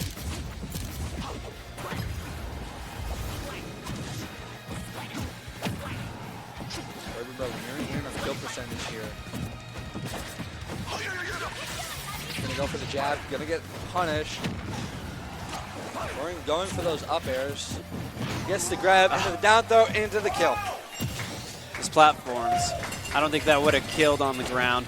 No, it definitely wouldn't. It's the platform and the small blast zone. That's what makes small out of PS2 That was what it a is. great ledge guard right there. That was amazing. Keeping him from getting that up B tether.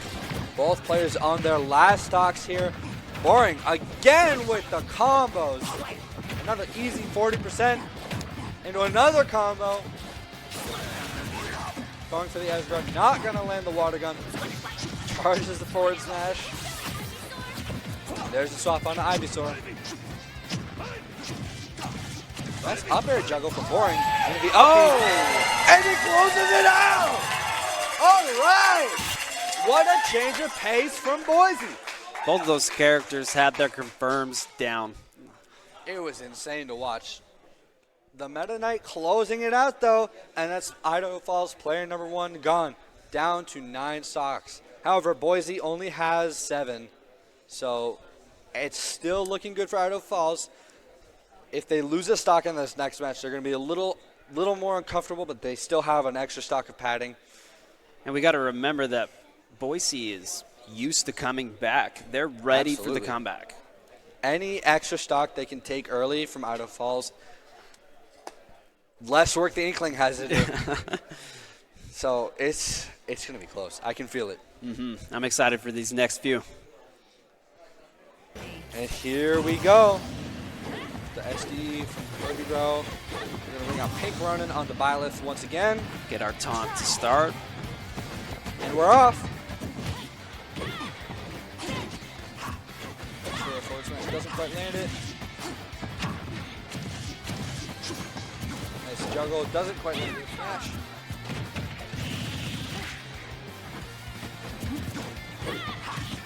Both players just kind of throwing out moves, seeing what connects.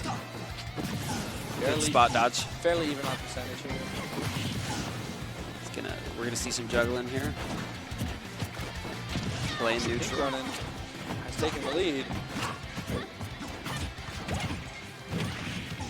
Oh! Into the spike. Not quite enough Kirby to finish the barely stock. living. He's throwing out some desperate smash attacks here. That he is. Kirby is at 150 though, so one more solid hit is gonna do it. He gets back on stage, goes for the guard, doesn't That get is it. so scary every Real time. risky. Doesn't land the up air. Got back to stage. Kirby Bro living at 170%. Gets the down throw into the uppie. Not quite taking it. And there it is. Pink Ronin finishes off Kirby Bro. All right. As long as Idaho Falls doesn't lose another stock, they put themselves in the same position they were last set. What needs to happen is they need to sweep the next opponent and then take a stock off Inkling before they have to bring out the Youngling. That's the key to winning here. Anything they could do to give that Youngling player an advantage is going to go a long way. We've seen how scarily even these matches between Diego and the Youngling have been. They need as much as they can get. And with 9 stocks left, they should be pretty good. We're going to see Frog on the Joker again versus Pink Ronin. And we're off.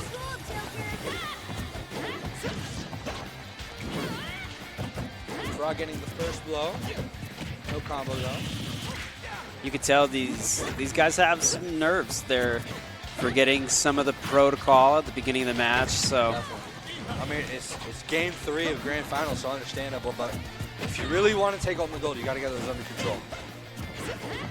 This is as much a mental game as it is a skill game. for sure. Even more so, maybe. Yeah. I mean, this is... If your mental's shattered, then you're not going to have the skills you're used to having. Both players just throwing out attacks. Oh. Got to be on the lookout for At those the spike. big smashes from... Arced is out. Goes for the forward smash, but gets interrupted. Nearing in on kill percent. Goes for the counter. All evened up. Doesn't get an edge guard. Nice back So Arsene is about to run out. He's gone. Barely making it back on the stage. Nice Joker throw again. recovery is infinite. Yeah.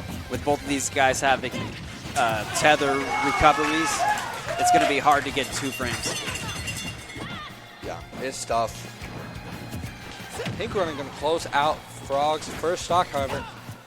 Pink Ronin is at 140%, so any strong hit, any hit with Arsene again is gonna do it. Taking another stock right off the bat! Pink Ronin, what are you on? This is not looking good for Idaho Falls. Boise down to 4 stocks left in the bank. Idaho Falls still at 9. Frog is at 64%. Gets hit by the up tilt. Pink Ronin somehow alive against Arsene at 150%. Arsene nearly out. Gets hit by the projectile, but there's no meaningful follow-up. Again, and Arsene's gone. See if he can finish this stock without it. The amount of rage Pink Ronin has is gonna... Oh, goes for the reverse. All right. Frog took a stock. Idaho Falls has 8. Boise has 4. However, Frog is at 100% and very killable here. Pink Ronin goes for the edge guard. Joker barely making back on stage. Gets hit with the arrow. Pink Ronin gonna go for the Back spike. air. He gets the back air. Not enough Frog's from getting it across back the on, stage. and he has Arsene out now. Very, very scary for Pink Ronin. Oh! And the arrow! The arrow's gonna close it out! What a shot! I'm blown away. The accuracy of those arrows. He has gotten the night. quite a few stocks that way.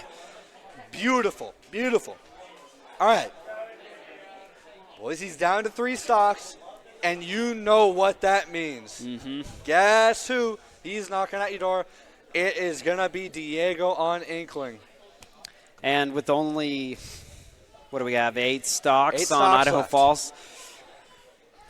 If they can manage to take one. One I apiece think, would be honestly, perfect. Pink Ronin is in a very good position coming off of a nice win against the Joker there to take a stock off of Inkling potentially, and then has 2 more players behind him to back it up. If potentially close any out of the set. next 2 Idaho Falls players can take even 1 stock, it'll be a big deal. It's setting up that young link. Mm-hmm. You may not win against the Inkling, but if you can take anything away from him, give your young link, your anchor an advantage, that's going to close out the match. Unless something drastic happens. We'll see. We can't count anybody out. Oh, absolutely not. It's been such a close-paced match tonight. Both players raring to go. We are off. We're going to see this combo over and over. That grab combo is very consistent. Goes for down smash. Doesn't quite land it. Pink running at 70%, 80% already. Gets back on. Gets buried. And gets hit with the Up smash takes it. All right. That berry move is devastating at high percents. Such a scary move. Diego is at 50%, so Pink Running can take even 1 stock here. It is looking good for Idaho Falls. There's another one of those throw combos. Pink Running again at 70% here. Misses the forward smash. Gets hit by the forward air. Goes for an arrow, doesn't quite land it. He's getting Inkling close to percent. And the upper is going to close it. The upper is going to close it. Idaho Falls, 6 stocks left. All right. The pressure is on. Our third Idaho Falls player. The pressure is on to take a stock. It's going to be close. You know, Boise has been in a situation time and time again throughout the night. They're got to be confident they can win it here. However, Idaho Falls takes even 1 stock. That confidence is going to be shattered. It's not over. It's going to be tough, though. I think Boise is comfortable. They've been here in every match this year. Always down and coming back somehow. I think this next match right here is going to end up being the deciding factor. Whether or not player 3 for Idaho Falls can take a stock or not is going to be one of the main deciding factors here. I mean, you can never count out nerves, though. For sure. I mean, we're at the end here. You see Big Stevie again on the Pikachu. There's that throw combo. Very consistent. 78. Wow. Gonna land the down air. Pikachu getting some stuff of his own. Nice use of the upbeat. Excellent spot dodge. Gets a punish. Oh, going for the spike, but misses. Gets buried. Oh, could not mash hard enough. 2 more stocks. Diego's at 50%. Big Stevie can take 1 here. I believe. We believe. Nice little combo. With the forward air. Diego at 80%. Big Stevie on his 2nd stock. Low percent still. Nice use of that up air. I don't see Pikachu players do that very often, but it is working. Big Stevie trying to keep his distance, just land hits when he can against Diego. Pikachu's having a hard time getting close. Another throw. Not gonna land anything. Gets hit by the grenade and gets buried.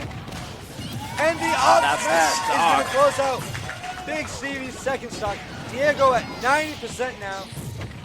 He's near kill percent.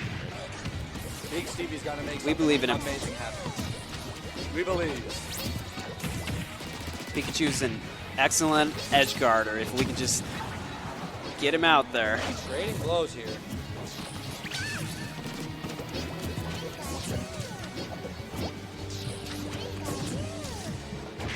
So close. Lands the up air. Misses the side B. Gets grabbed.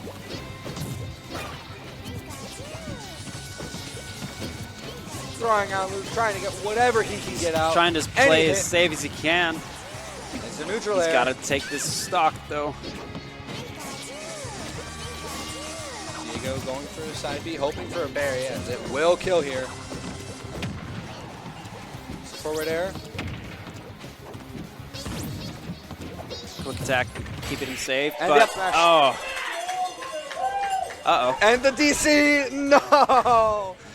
Ah. Some big emotions and some button pressing there at the end. Definitely an emotional match. And there's the end. There's the end. All right. We are on our final 6 stocks. The crowd is going absolutely crazy. This is it. It's come down to this every time. Last game of the set of the series of the entire grand finals. This is for gold. This is it. Winner takes all. And it's both of gonna these come players down. have won against each other now, so it's anybody's game.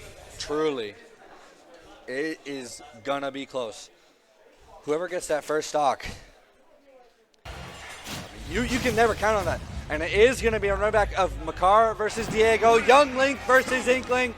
Let's hear it for these two fantastic This is it. players. Two of the best players Last game, in the last state. set, last 3 stocks. We are off. There's that There's combo. that throw combo. That throw combo. Putting in work.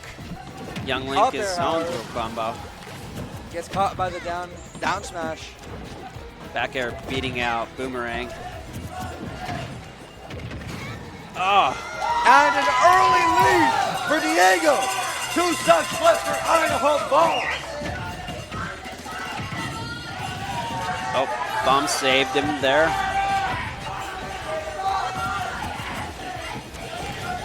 The crowd is wild in here.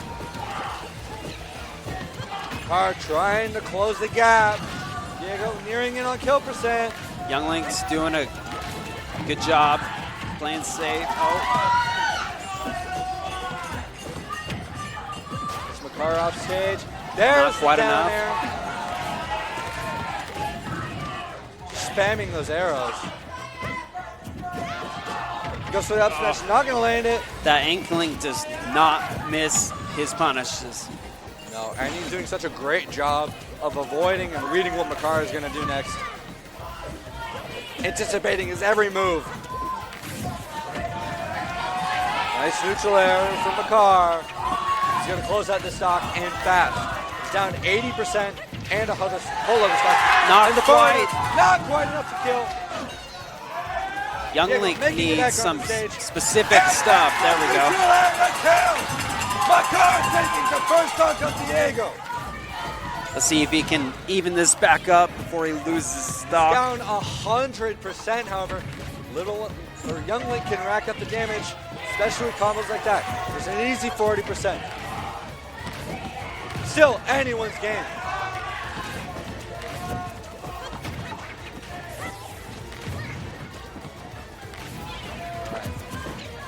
Both players trading projectiles, trading hits. Carr doing a fantastic job of avoiding every hit. Lands the up B, gets Great back recovery. on stage. There's the arrow, there's the boomerang. There it is. He is closing the gap.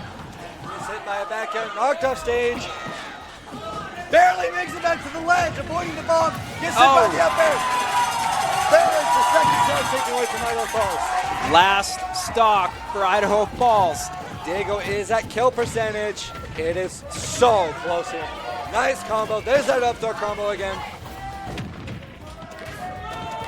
Gets hit by the boomerang. Doing a fantastic job of avoiding those arrows. Makar knocked off stage. Already at 86%. Oh! And that's gonna do it. Diego takes it. Boise High taking the grand final. Excellent game. What a match. Congratulations, Boise High, our Idaho State Smash Bros. Champions. That Wow. Inkling downloaded that youngling. I mean, he learned over those 3 matches for sure. What a game, what a set, what a series, what a night. An amazing comeback for Boise. Absolutely. Losing the first one to Idaho Falls, then having the Inkling anchor and bring it back home 2 times in a row, taking 9 stocks the first time, 8 stocks the second time. What a showing of skill. We love to see it. Truly impressive. Some of the best Smash Bros. I've seen in a while. Yeah, this is the highest level of play at this tournament I've ever seen. I gotta agree. It's been such a back and forth match. It's been absolutely crazy. Idaho Falls consistently taking an early lead with the Pokemon trainer, but then Inkling bringing it right back, cleaning up 9 stocks every time. Like a wall. So I was gonna ask about who you thought the match MVP was gonna be. However, I don't really think it's there's clear any and contest. obvious. Diego, hands up. Consistent, Easy. has his confirms, and 9 stocks almost every game. What an impressive showing of immense talent from Diego. Congratulations, Boise High, for taking our championship. You brought home the gold in Idaho Falls. Second place is still really, really good, so congratulations to An you guys excellent as well. showing. Amazing, amazing matches from both of these teams, from all of the teams we've seen tonight. It has been such a great night for Smash Bros. Some of the best gameplay I've watched ever, period. Yeah, this has been great. Such I'm a excited fun for match. next year because I think the level of play will only get better. I'm excited to see it as well. Hopefully these kids are putting in some work over the summer, over the fall, hoping to take that home that gold next year. Mm-hmm. Wow. My heart is racing. What a match. My voice is getting a little sore screaming. Worth it, though. Such a fun match to watch. So Oh, my. congratulations to both of those teams and to the rest of our teams for the amazing job they've done in our tournament tonight. For sure. Do we have an update on 3rd and 4th? I have not seen anything as of yet. Here we go.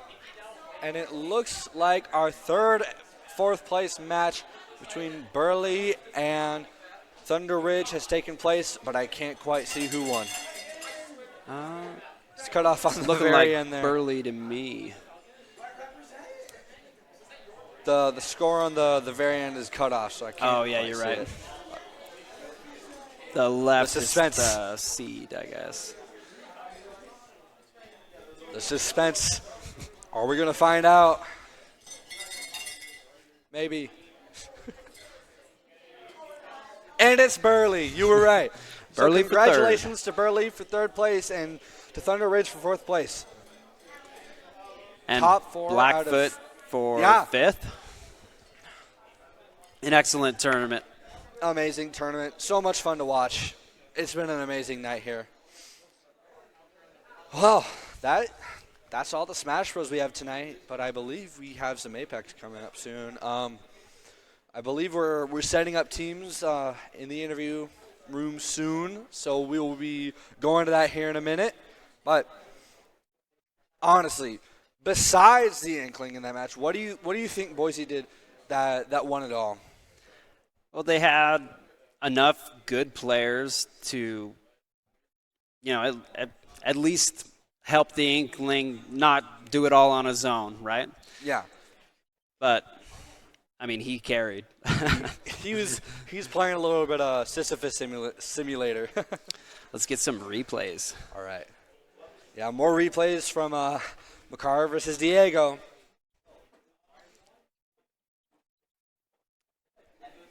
Diego just timing the shields perfectly, and the up smash punish from Makar was absolutely insane. I can only imagine the plays are going to be full of these two.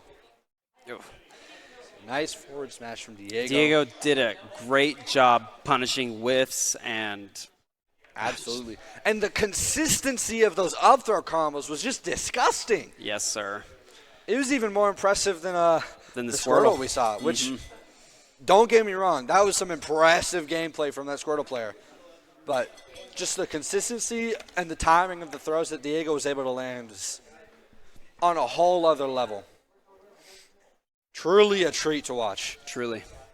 Well, I'm signing off. All right. Go congratulate your team. I'll hold down the fort here till we get the trophy set up. Just going to watch some more replays. Congrats to all of our teams. For sure. Everyone's done such a great job tonight. It's been a treat to watch.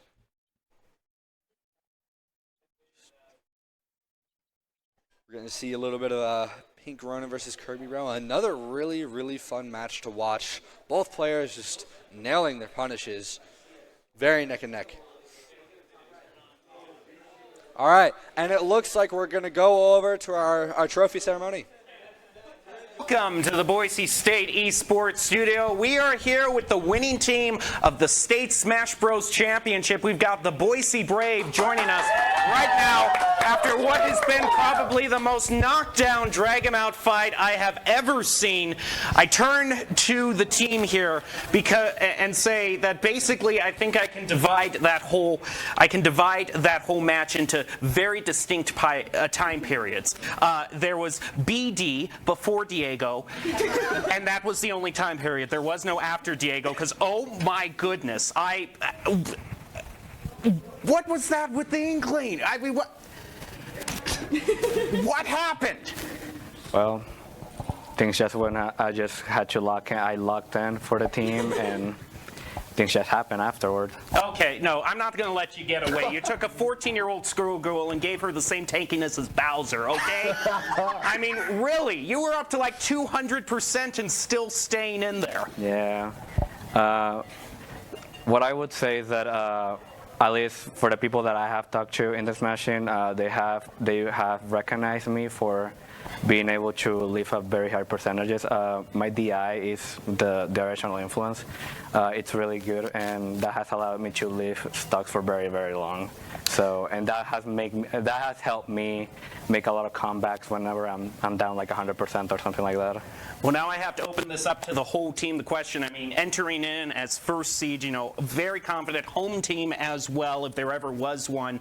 But there were a lot of twists and turns. I mean, especially in the final, you started out one match down. Take us through the match as a whole. How did you recoup? How did you recover after Idaho Falls taking the first point? And everyone who participated, give me your thoughts as things unfolded.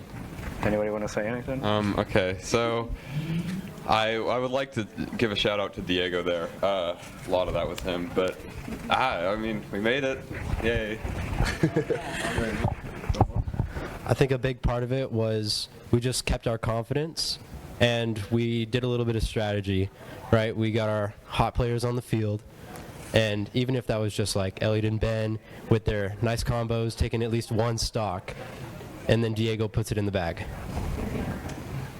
What I will say is, I don't think we would have won. I don't think I would have made the comebacks that I made if it weren't for just us as a team. You guys made it a lot easier and more possible for me to just finish off the game. So I have to thank you guys, of course. All right, I do have to leave you with one final question, because I think everyone's wondering, what's with the fish? I mean, because I can get the Meta Knight, I can even get Shadow. I mean, Assistro is still in the game represented. What's the purpose of this giant fish pillow? That's on you, Elliot. It's a good luck charm. You know, I got it on my 12th birthday, my golden birthday, from my friend Dylan, and I've just kind of brought it as a good luck charm to anything really important, so I brought it. You managed to condense it in your bag. Not important. You can make fun of it, but it worked.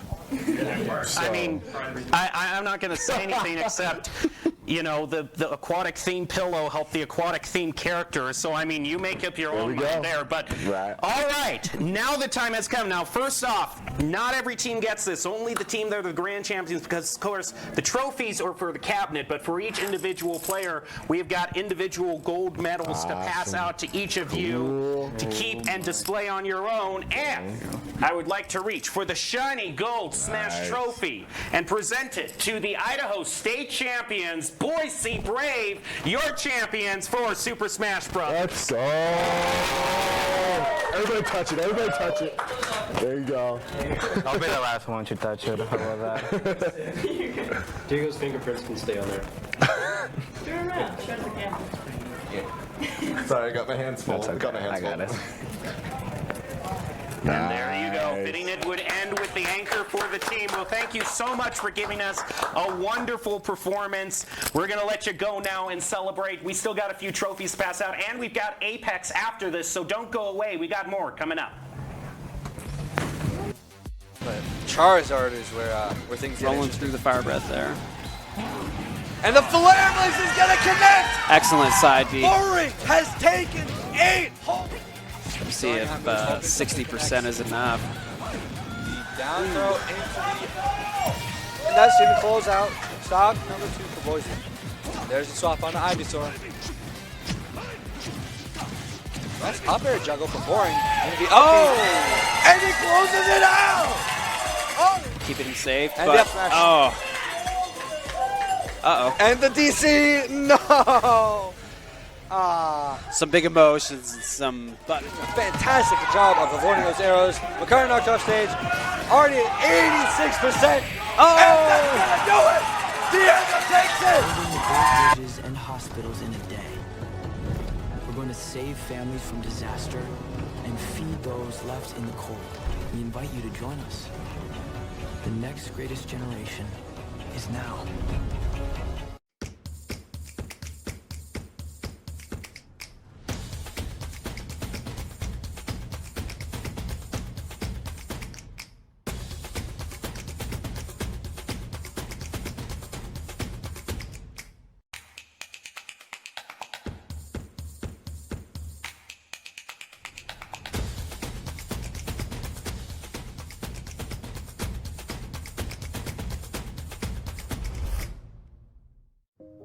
It's the end of a good day's work in Idaho. Time to punch out. Time to check in and catch up. Time to remind ourselves that what we work for isn't a paycheck. It's to make the good things we have even better. So here's to your good day's work. Idaho Central Credit Union. We believe money is a thing. It's not everything.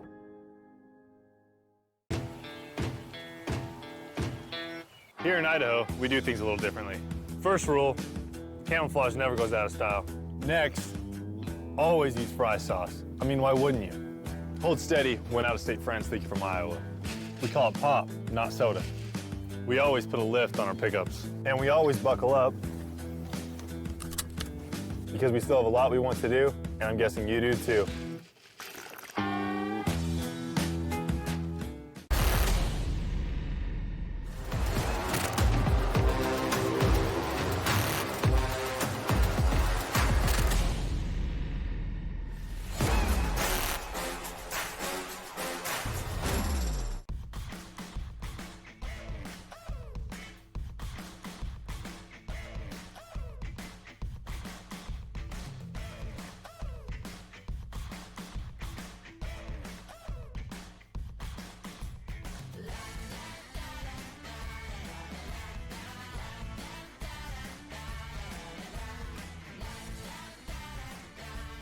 Idaho Central Credit Union, looking after your daily balance. Once there was a traveler whose feet never left the ground. With only his mind as his map and his senses his compass, he raced into the great unknown. Armed only with the speed of legend.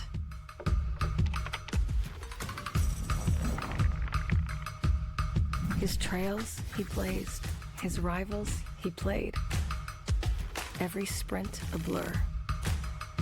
Every turn trusting his allies. In silence he raged and waged with quickening, sickening speed. His name a chant filling arenas. Because some heroes leave footprints, others an afterburn. Without conflict, there is no resolution. Without verses, there is no victory. Welcome back to the Boise State Esports Studio. We're here with the medal placements for our Smash Bros. Statewide tournament. I am now here with Idaho Falls, who also appeared in the finals, gave us an amazing match that went till the very end. We got them right here. Thank you so much for joining us. And first off, I got to say thank you so much for making the long trek over here. Especially, we've been talking with teams like Rigby, teams that really yesterday who had to just trek on over here. Tell us a little bit about the journey over here, because it's one of the longest journeys that a team has to take here, and you showed up a lot of local teams by coming all the way over here. You're captain. Man, all right. It was mostly just a long bus ride. We had a lot of fun on the way here. Listened to some music. Had a lot of fun. I read a book for a while. That's a good way to pass the time. It was a good way. All right, a big part of that match that I have to ask is we saw such a huge rivalry, kind of boring, who was anything but the gamer tag. I could not think of a least fitting gamer tag.